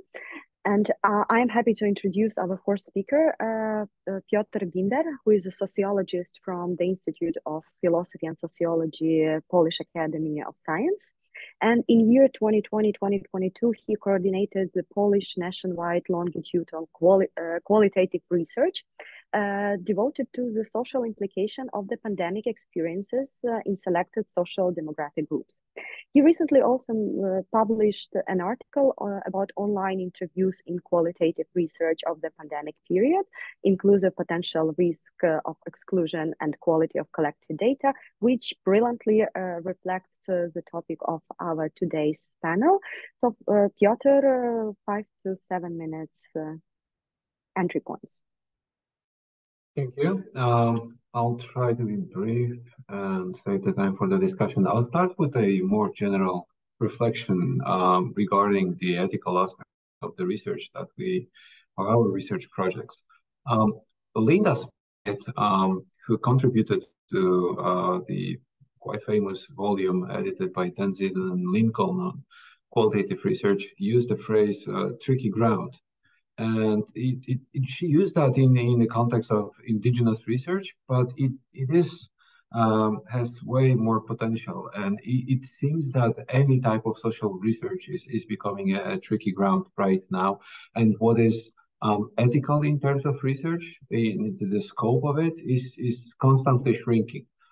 So we need to navigate between the general guidelines that are offered by the ethical codes of ethics offered by various associations, and competing framings that we can find in the literature.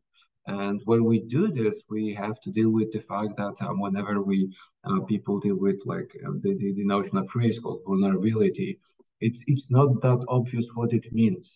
And we don't deal with the fundamental issues. The disaster research or emergency reaction research is any different than a regular sort of qualitative research. So the consequence of it is that first we need to navigate and then design our own research ethics, inevitably. I mean, every team, every research team that deals with it. And the second point is about the lasting consequences of the quick decisions. We started the project, the social impacts of the pandemics, quite early in the spring of 2020 when everything happened, everything important at the time. And it was designed to be, from the very beginning, a longitudinal project. So we decided to design it as a remote research. And it was designed and it was conducted fully remotely. It was both ethical and pragmatic choice at the time. It was safe infection-wise, but it turned also to be reliable. But given the reason we gathered today, what is important that it was also more ethically balanced in my opinion, than the regular face-to-face contact. Because these are our participants, they were making the decision when, where they are, how much they reveal. So it addressed this issue of power balance in the in research situation. It also offered the possibility, I mean, the remote design of the adaptation. So in other words, it made us prepared for any epidemic conditions, and we didn't really know how the situation is going to unfold, especially in the beginning. The third point is about informed consent, and it remained our key formal solution throughout the entire process. So we were asking the permission every time we contacted our participants. There were two ways so far. For repeated contact, for video recording, for using the data for publication without the possibility of identifying participants. So we assured them that these data will remain confidential, which is quite often confused with anonymity. It's not the same thing, but it remained confidential. And we informed them also about the possibility of withdrawing from the research project at any stage, which, lucky to us, they didn't do that often. And finally, the unexpected consequences of the project like ours. We did not ask directly for any sensitive information. I mean, apart from the contact details, we try not to ask any sensitive questions. We were very general about the issues that we felt that may be either controversial or sensitive, including health or vaccination or psychological condition of our participants. But they had this need to share. And along the research, the longer we knew each other, the more they shared with us. So that was one of the unexpected consequences. Also, their readiness to participate in further research, even beyond the third wave. They offered that they may remain our participants. And we were very happy about this. They were also very interested in what was published so far. I mean, we are in touch with them for over 3 years now.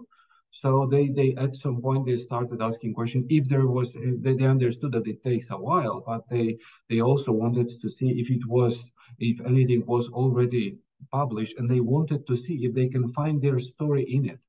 So we did share our work with them, and the final unexpected element of it that comes directly from our research data. The war in Ukraine was the key, was the moment when in the social dimension, the pandemics has finished in Poland. It terminated the epidemics in social dimension. So I guess I will finish here, and I'll be happy to join the discussion later. Thank you, Piotr, especially for this observation about shrinking ground for ethically correct decisions, and how more and more our research is affected by certain ways how ethic is constructed. So once again, I am opening the floor for reaction and conversation. We can start with the issue of positionality, which was posed during the previous discussion, but also I have some extra questions if none of the audience is ready to jump in with their reflection or comments.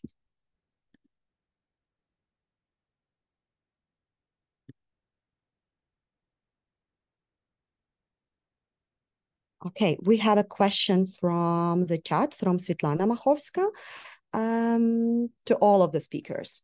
How much does the personal background of researchers, in particular the personal level of trauma, affect the ethical component in the studies? Is there a difference in the quality of interpretation of testimonies by researchers who have experienced similar events to the stories of respondents and those researchers who do not have similar experience? A wonderful question. Anyone is ready to answer it? I can start because I'm working in specific group. Exactly. I don't have a disability, any type of disability, and what I understand very clearly that I need to overcome kind of heroization of my narrators. When they talk about rescuing, especially who are really rescued from the front line or occupied territories. Because I grew up in the very stigmatized society about the disability. And the first point to me to overcome the stigmas and stereotypes, first of all, when I talk with my narrators. And also, what I see, my narrators as people with disabilities also need some time and reflection for overcoming social stereotypes about disability, especially the kind of different disasters, crises and wartime too. Thanks.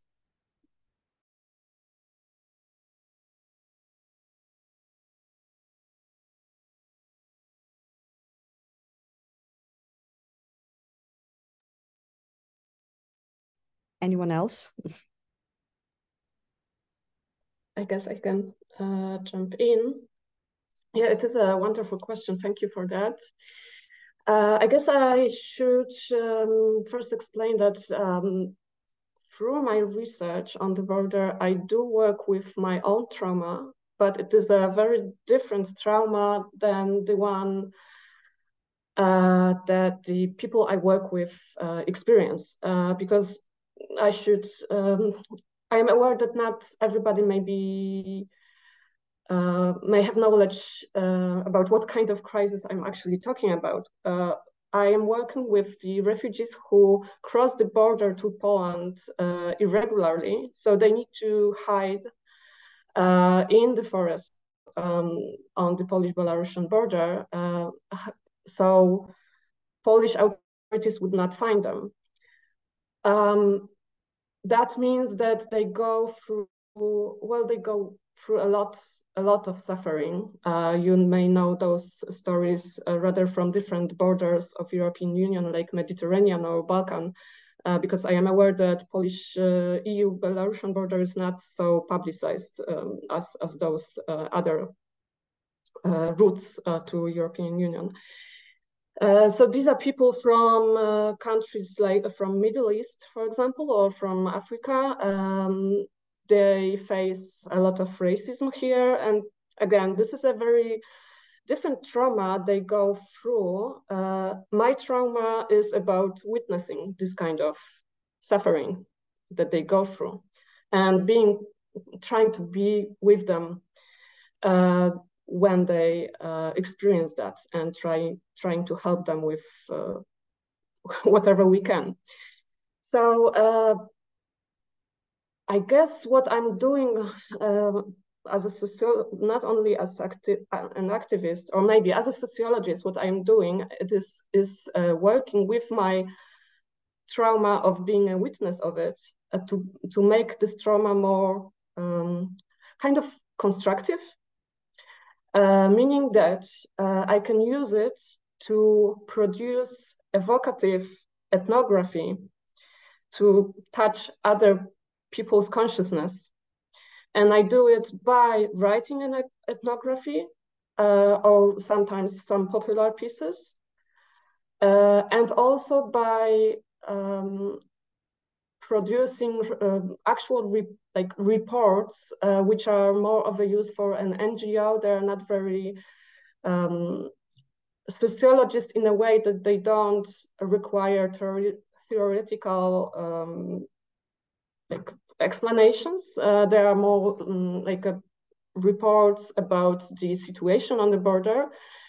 But still, I can use my experiences of a witness to make it more evocative, to make it useful in advocacy, which is the main goal of those reports. So right now, I'm working on the international report with international team, with people from other countries like Belarus, Latvia, and Lithuania, which also face the same issue. We are working on the report about deaths on the border in the forests.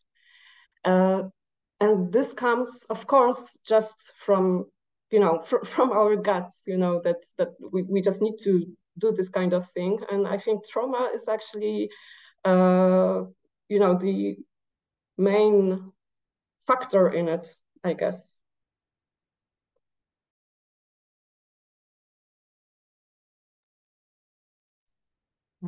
Actually, I have questions, if I may, the question to Penny and question to Piotr, and they are somehow interrelated.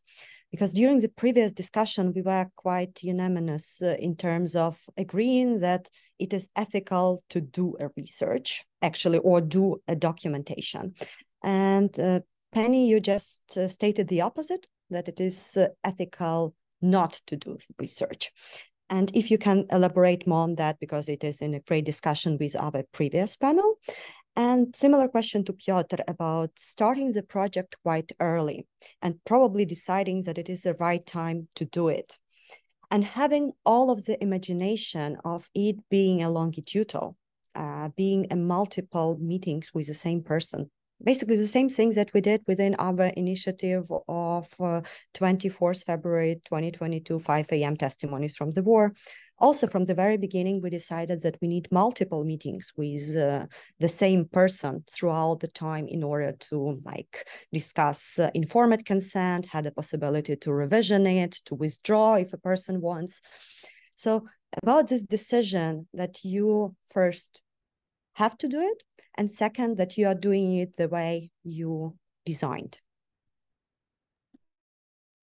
Thanks, Natalia. And Svetlana, your question's amazing, and I've got different answers to that one as well from a slightly different perspective.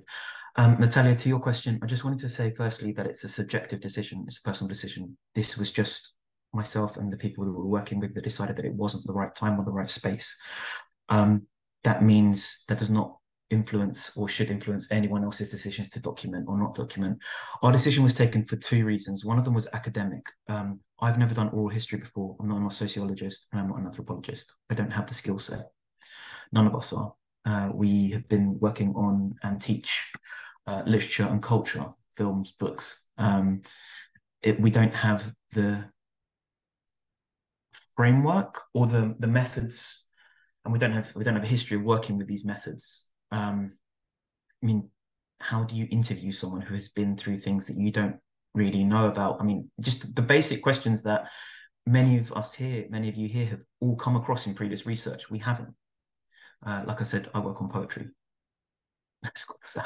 How do I bring that skill set to talking to someone? And dealing with collection of information and even researching it. So part of it was an academic kind of, we don't have the skills and we can't pick them up quick enough. And also there are other people who, like nearly every single person in this room, who does have those skills and can do it so much better. There's no reason to cloud out other people's information, knowledge, documentation, or research by newcomers into the space. There are people that can do it a million times better than we can. The second thing was to do with the time. So February and March and April, those first 3 months, when I spent, in the first 2 months of the invasion, I spent about a month, just over a month on the border. People were fleeing situations which were even difficult to put into words for them. And they just wanted, on a very basic level, just on the whole, just to get to safety and to get their families to safety. We didn't feel like it was the right moment in that kind of chaotic space of the train station at Przemyśl where we were working to stop people and say, okay, we can get you to I don't know, Berlin, but can we ask you some questions about what you saw in, I don't know, Mariupol or anywhere else? It just wasn't the right space. It wasn't quite enough space. And people, we didn't feel that even if we had the tools to interview people there and then, it wasn't the priority for those people. The priority was safety and protection of life. And so if we came in there and said, can you tell us what you saw and what you did? That was just kind of, it was kind of imposing something onto them, which they didn't want to receive, we felt. So we just took a step back. And again, just to reiterate, Natalia and to the rest, it was just a personal decision. Given our tool sets, our skill sets, we felt that an hour of our time helping someone helping 3 families get to Berlin and raise money to help those families get to Berlin was better than spending an hour of our time using our skill sets to interview those people. So that's just kind of where I and the rest of us there kind of felt that we should be useful. And if you can also reflect to Svetlana's question. I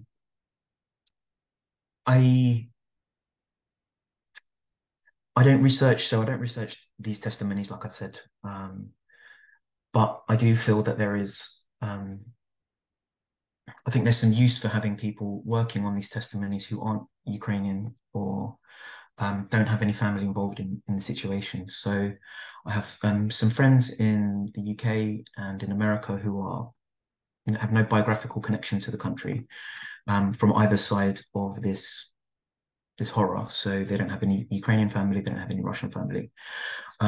Their research is potentially at points slightly colder because they don't have that personal connection to what's happening. And it's slightly more objective. The way that they look at the testimonies and the way they analyze them is slightly more objective and slightly more even quantitative in some ways. I'm not saying that's correct or incorrect. I'm saying that it's good to have those perspectives of non-participants involved in discussions with people that are experiencing. So for example, like I said, a friend who's from America, say, who has no connection with this war, having a discussion or having a dialogue with someone who is, let's say, from Ukraine, who's dealing with testimonies, is actually fruitful to both sides of the discussion. It makes the objective one slightly kind of softer, the discussion, it makes the subjective one take a slightly more objective stance. So all I would say is that dialogue is good, which is a very basic point, and it's what the whole point of this conference and other conferences like it is. Because you get different perspectives on those testimonies, which maybe you take for granted from your own position. So yes, that's my kind of 2 cents on Svetlana's really great set of questions there.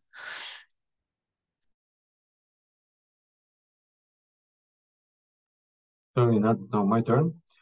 Regarding what was just said, I can only agree with the point about the insider-outsider perspective, and it's always crucial to include both.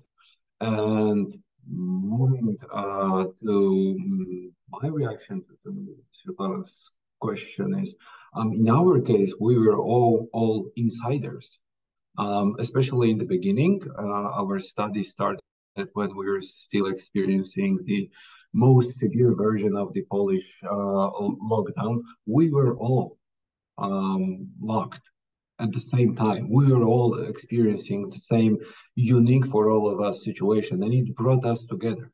I mean, us and the participants of of our research. We could be affected to different degrees by the entire process, by the pandemics.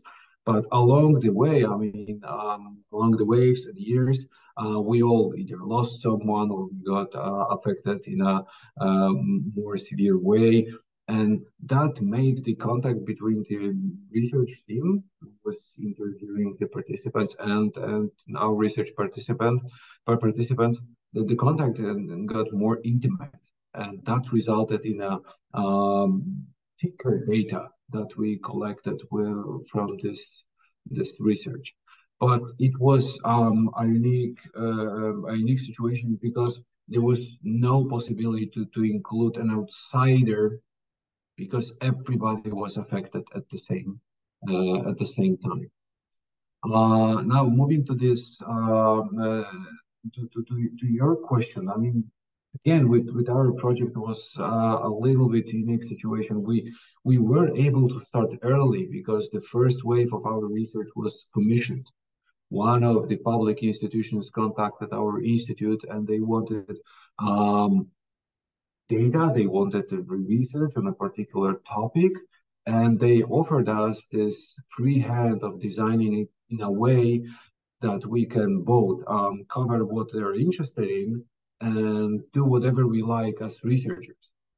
And this was the only reason we agreed. So, okay, yes, so then we will design a study. But obviously, and thanks to the elements of the design and the remote dimension of it, it was fairly flexible, and also the longitudinal dimension of it allowed us to adapt to the new situation and to the upcoming and new topics that were popping up. I mean, along the way, I mean, we didn't know when we would get the vaccine until it was invented and offered. So it became an important aspect that we were able to include. The war in Ukraine, we could not anyhow anticipate it is going to happen, although some people claim they could see where it is going. But leaving that aside, we could not be sure, and we needed to include that. So along the way, we needed to adjust, and we did adapt with the tools that we had that turned to be fairly effective, given how dynamic was the situation over the past 3 or so years.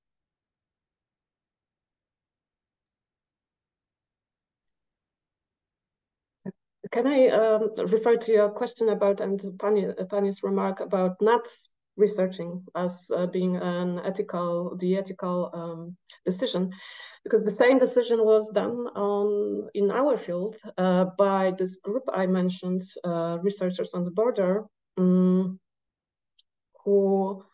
explicitly stated, like they produced a statement saying that it is not ethical at this moment, which lasts now for more than 2 years, to interview people crossing the border. So we, all of the researchers working there, kind of go around interviewing. We research and document, and there's this important distinction between researching and documenting. I think we all know that we need to focus on documenting, and researching is another step, and it is only a decision to be made if we are researching or not. But documenting the crisis, all those crises, is very important.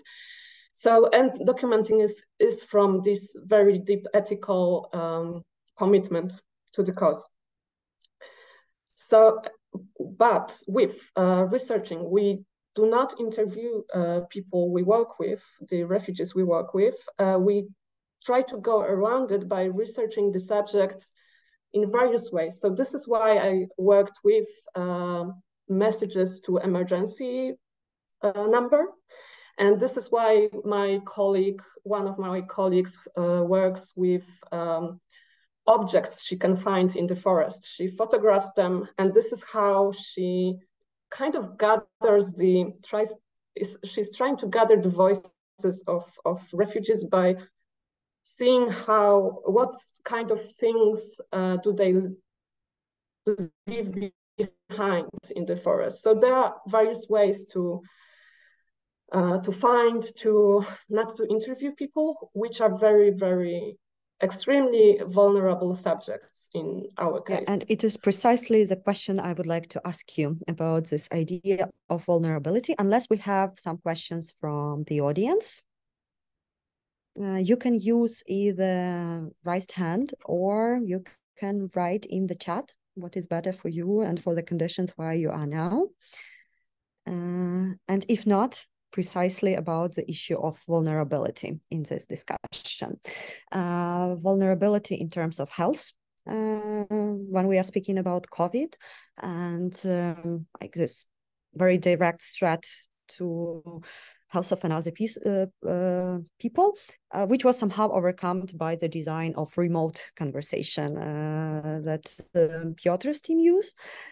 Also vulnerable population and vulnerable people as a label for institution to deal with the situation, and also how you might define this issue of vulnerability. Is it also a shrinking space as an ethics, and like extending issue of vulnerability only for outsiders, not for us as vulnerable subjects who might also be exposed to very different emotional reactions, because also we are part of the situation either during the pandemic, when we fear about our health and the health of our loved ones, or the situation of a full-scale war in Ukraine, especially for researchers who are Ukrainians themselves and who are living in the country and who are worrying for their loved ones.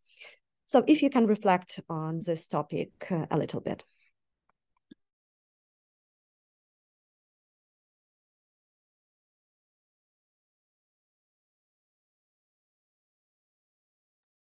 I can start.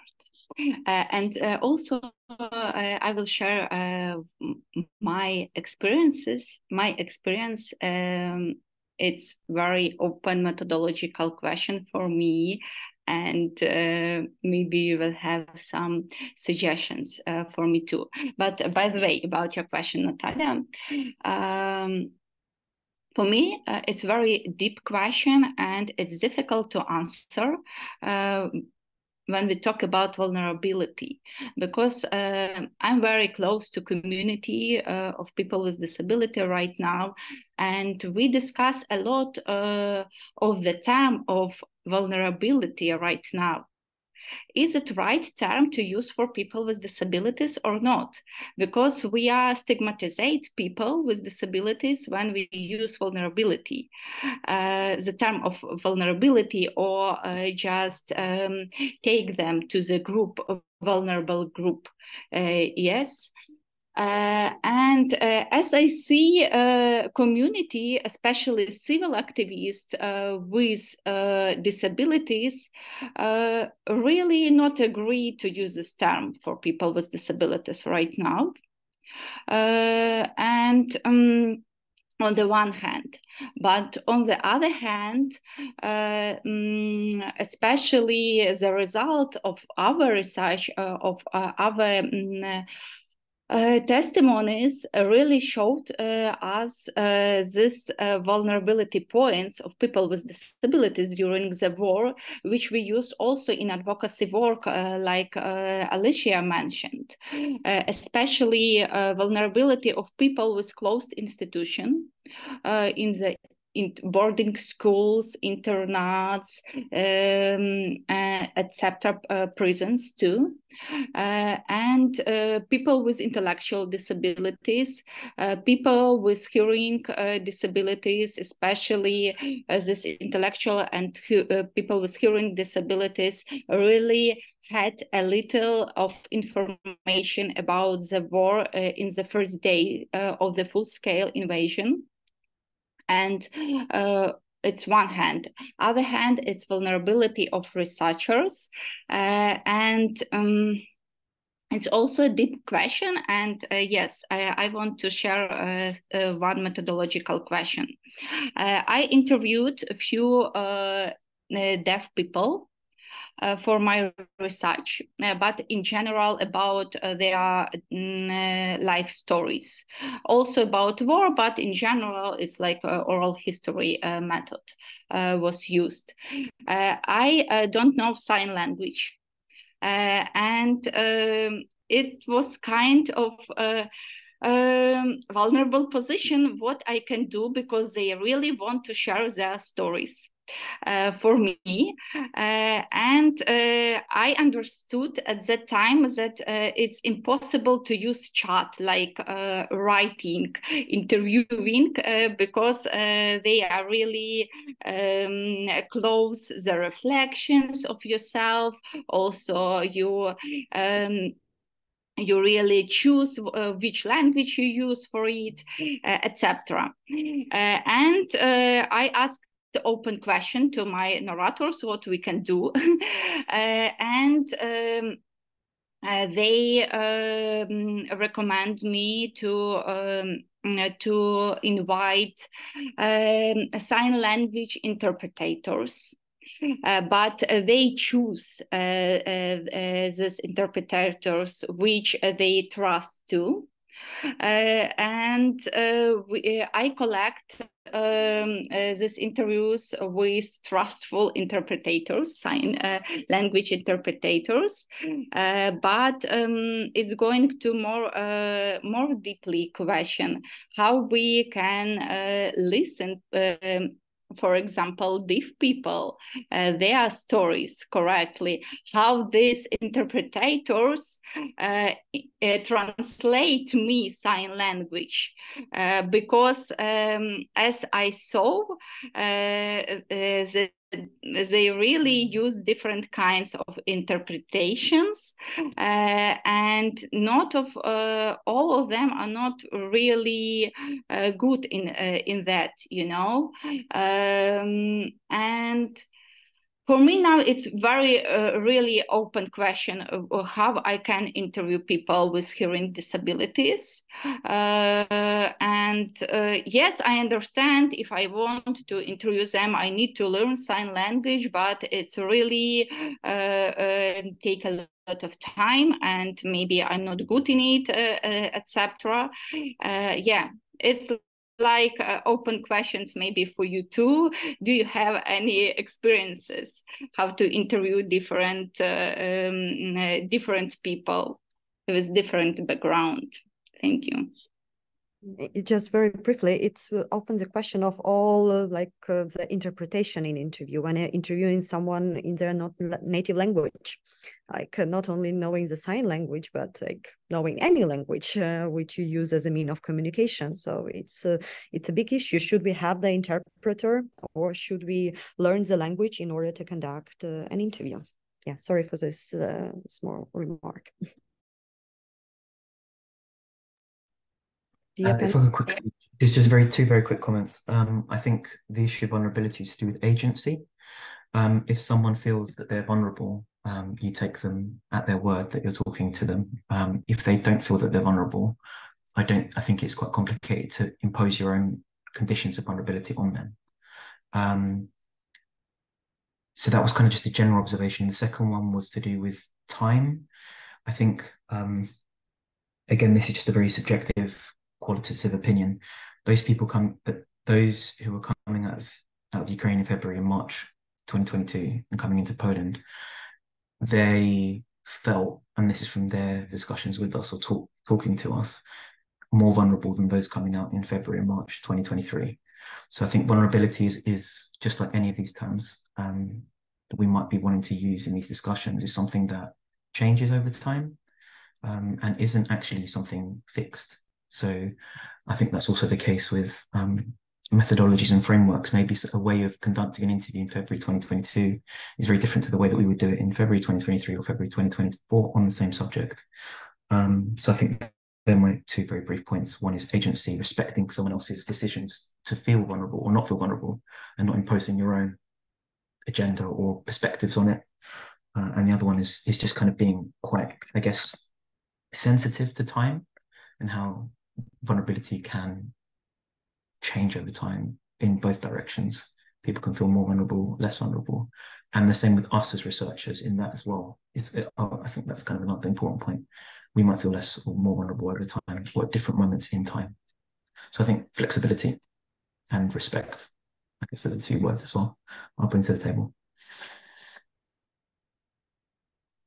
Thank you. I can actually build on what Pani just said. Well, in the case of the field I work in, vulnerability is kind of objective, at least for some time, the vulnerability of subjects and of researchers and activists. And I should make this remark that most of the researchers working there are also activists who provide humanitarian aid to forests.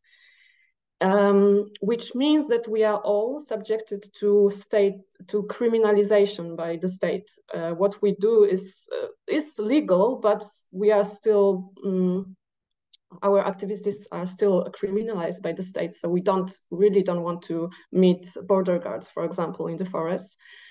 So what we do is legal, but what the people on the move, the refugees in the forest do, is not.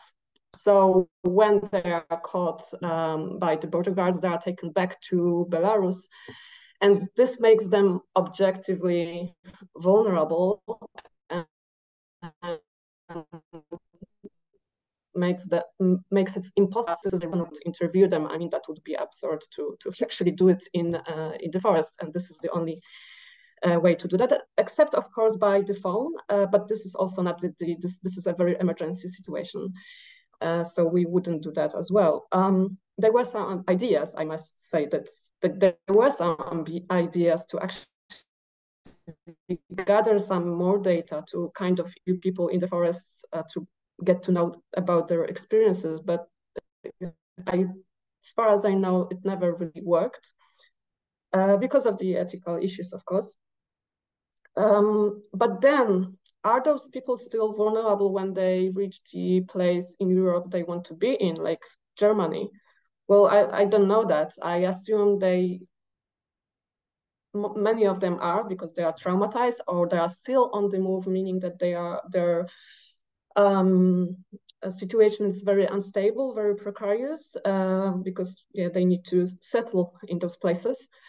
But for sure, some of them would gladly share their stories. But to be honest, I'm not the one to reach for those stories. I'm just kind of not, I don't know, not prepared perhaps to do that. And I think researchers still don't really do that, but journalists do. So they have more, I don't know, they are more open about that. And this is quite interesting, actually, this difference. But what I wanted to add about, and go back to my initial remarks, this vulnerability of the people on the move prompts, now I want to refer to your question, Natalia, about like, is it useful for institutions, for example, to use this label of vulnerability? I think this was one of the reasons why I faced backlash for my writing, because there was this gatekeeping of narration by some of the activists who regarded themselves as being kind of checking if the narration about people on the move, about refugees, is correct. Meaning, because they are vulnerable, they cannot speak for themselves. So if I attempt to do that, the other activists need to check if the narration is okay. But what is important here, it was more with regard to Polish readers. Those activists were worried that I present refugees in a wrong way, not as suffering, not as helpless, but as agents, actually. And that wasn't very much in line with this general narration of refugees who are very in need of help and of aid and of support. And I do understand that there is some point about for those activists to gatekeep this kind of narrative, but now I can also see how they use this label of vulnerability to kind of in this power struggle about the subject, around the subject.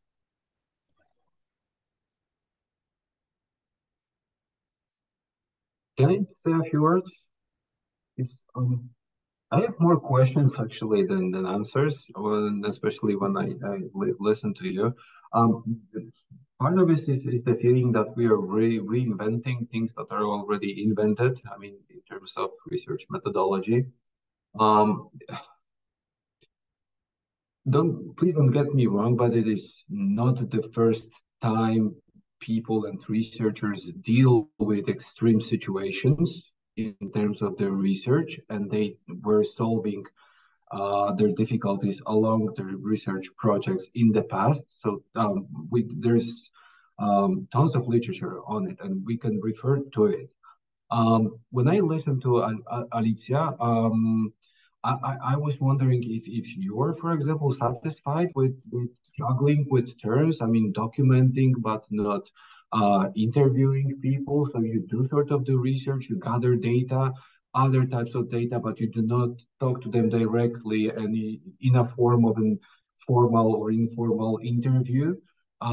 It's really, I mean, this going around seems to me, and I feel by the tone of your voice that you may be a little bit frustrated with it as well, because I'm not really sure when is the right time here in this context to interview, and why not now, really, apart from the everyday practicalities. And as you said, I mean, definitely, I mean, certainly not in the forest while they struggle, but when they're safe and willing. This is why we have informed consent. Why not then? I don't really know. It's not clear to me. Because when you talk, constantly referring to you, but it's more general. When we use vulnerability as a keyword here to block everything and guard a certain narration, it doesn't really make any sense, especially ethically. I mean, there's so much written about giving people voice, and in this way, what is happening is something just the opposite.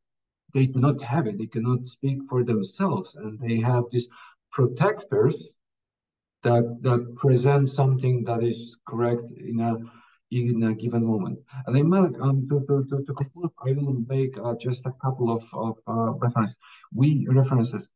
We have a disaster research as a branch of research, people dealing with natural disasters, earthquakes, tornadoes. They were conducting social research on it. We have public health. We have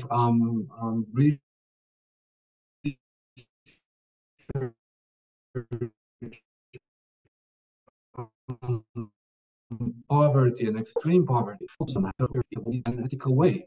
It's a matter of finding a proper solution for a given situation. So that's how I feel about this. Yeah, and it is a very good note to step into our final discussions that we will have in 13 minutes about ethics of sharing and transmission. From what context we precisely can learn, what kind of experience we can build on, what kind of scholarship could provide us like a safe methodological and ethical background to the research that we are going to have. And we will focus more on COVID documentation. Once again, I will post the link to our chat so it will not be lost. Okay. So it will be hosted by Institute of Philosophy and Sociology, Polish Academy of Science. The link is in the chat. And once again, from the side of organizers, I would like to warmly thank you for this wonderful discussion. And what we saw during the first panel and what we just see now, we need more time. Sometimes we can just outline some of the questions, but at the same time, we have a lot to learn from each other. even though the context might be different, like thinking about pandemics, thinking about border crisis, thinking about war documentation, still we can draw a lot of the lines about methodological decisions, about ethical concerns, and let's stay in touch. And I warmly welcome you to grab a coffee and meet in 11 minutes under a new room in Zoom. Thank you once again, and I think we can stop the recording. It is my question to Sophia.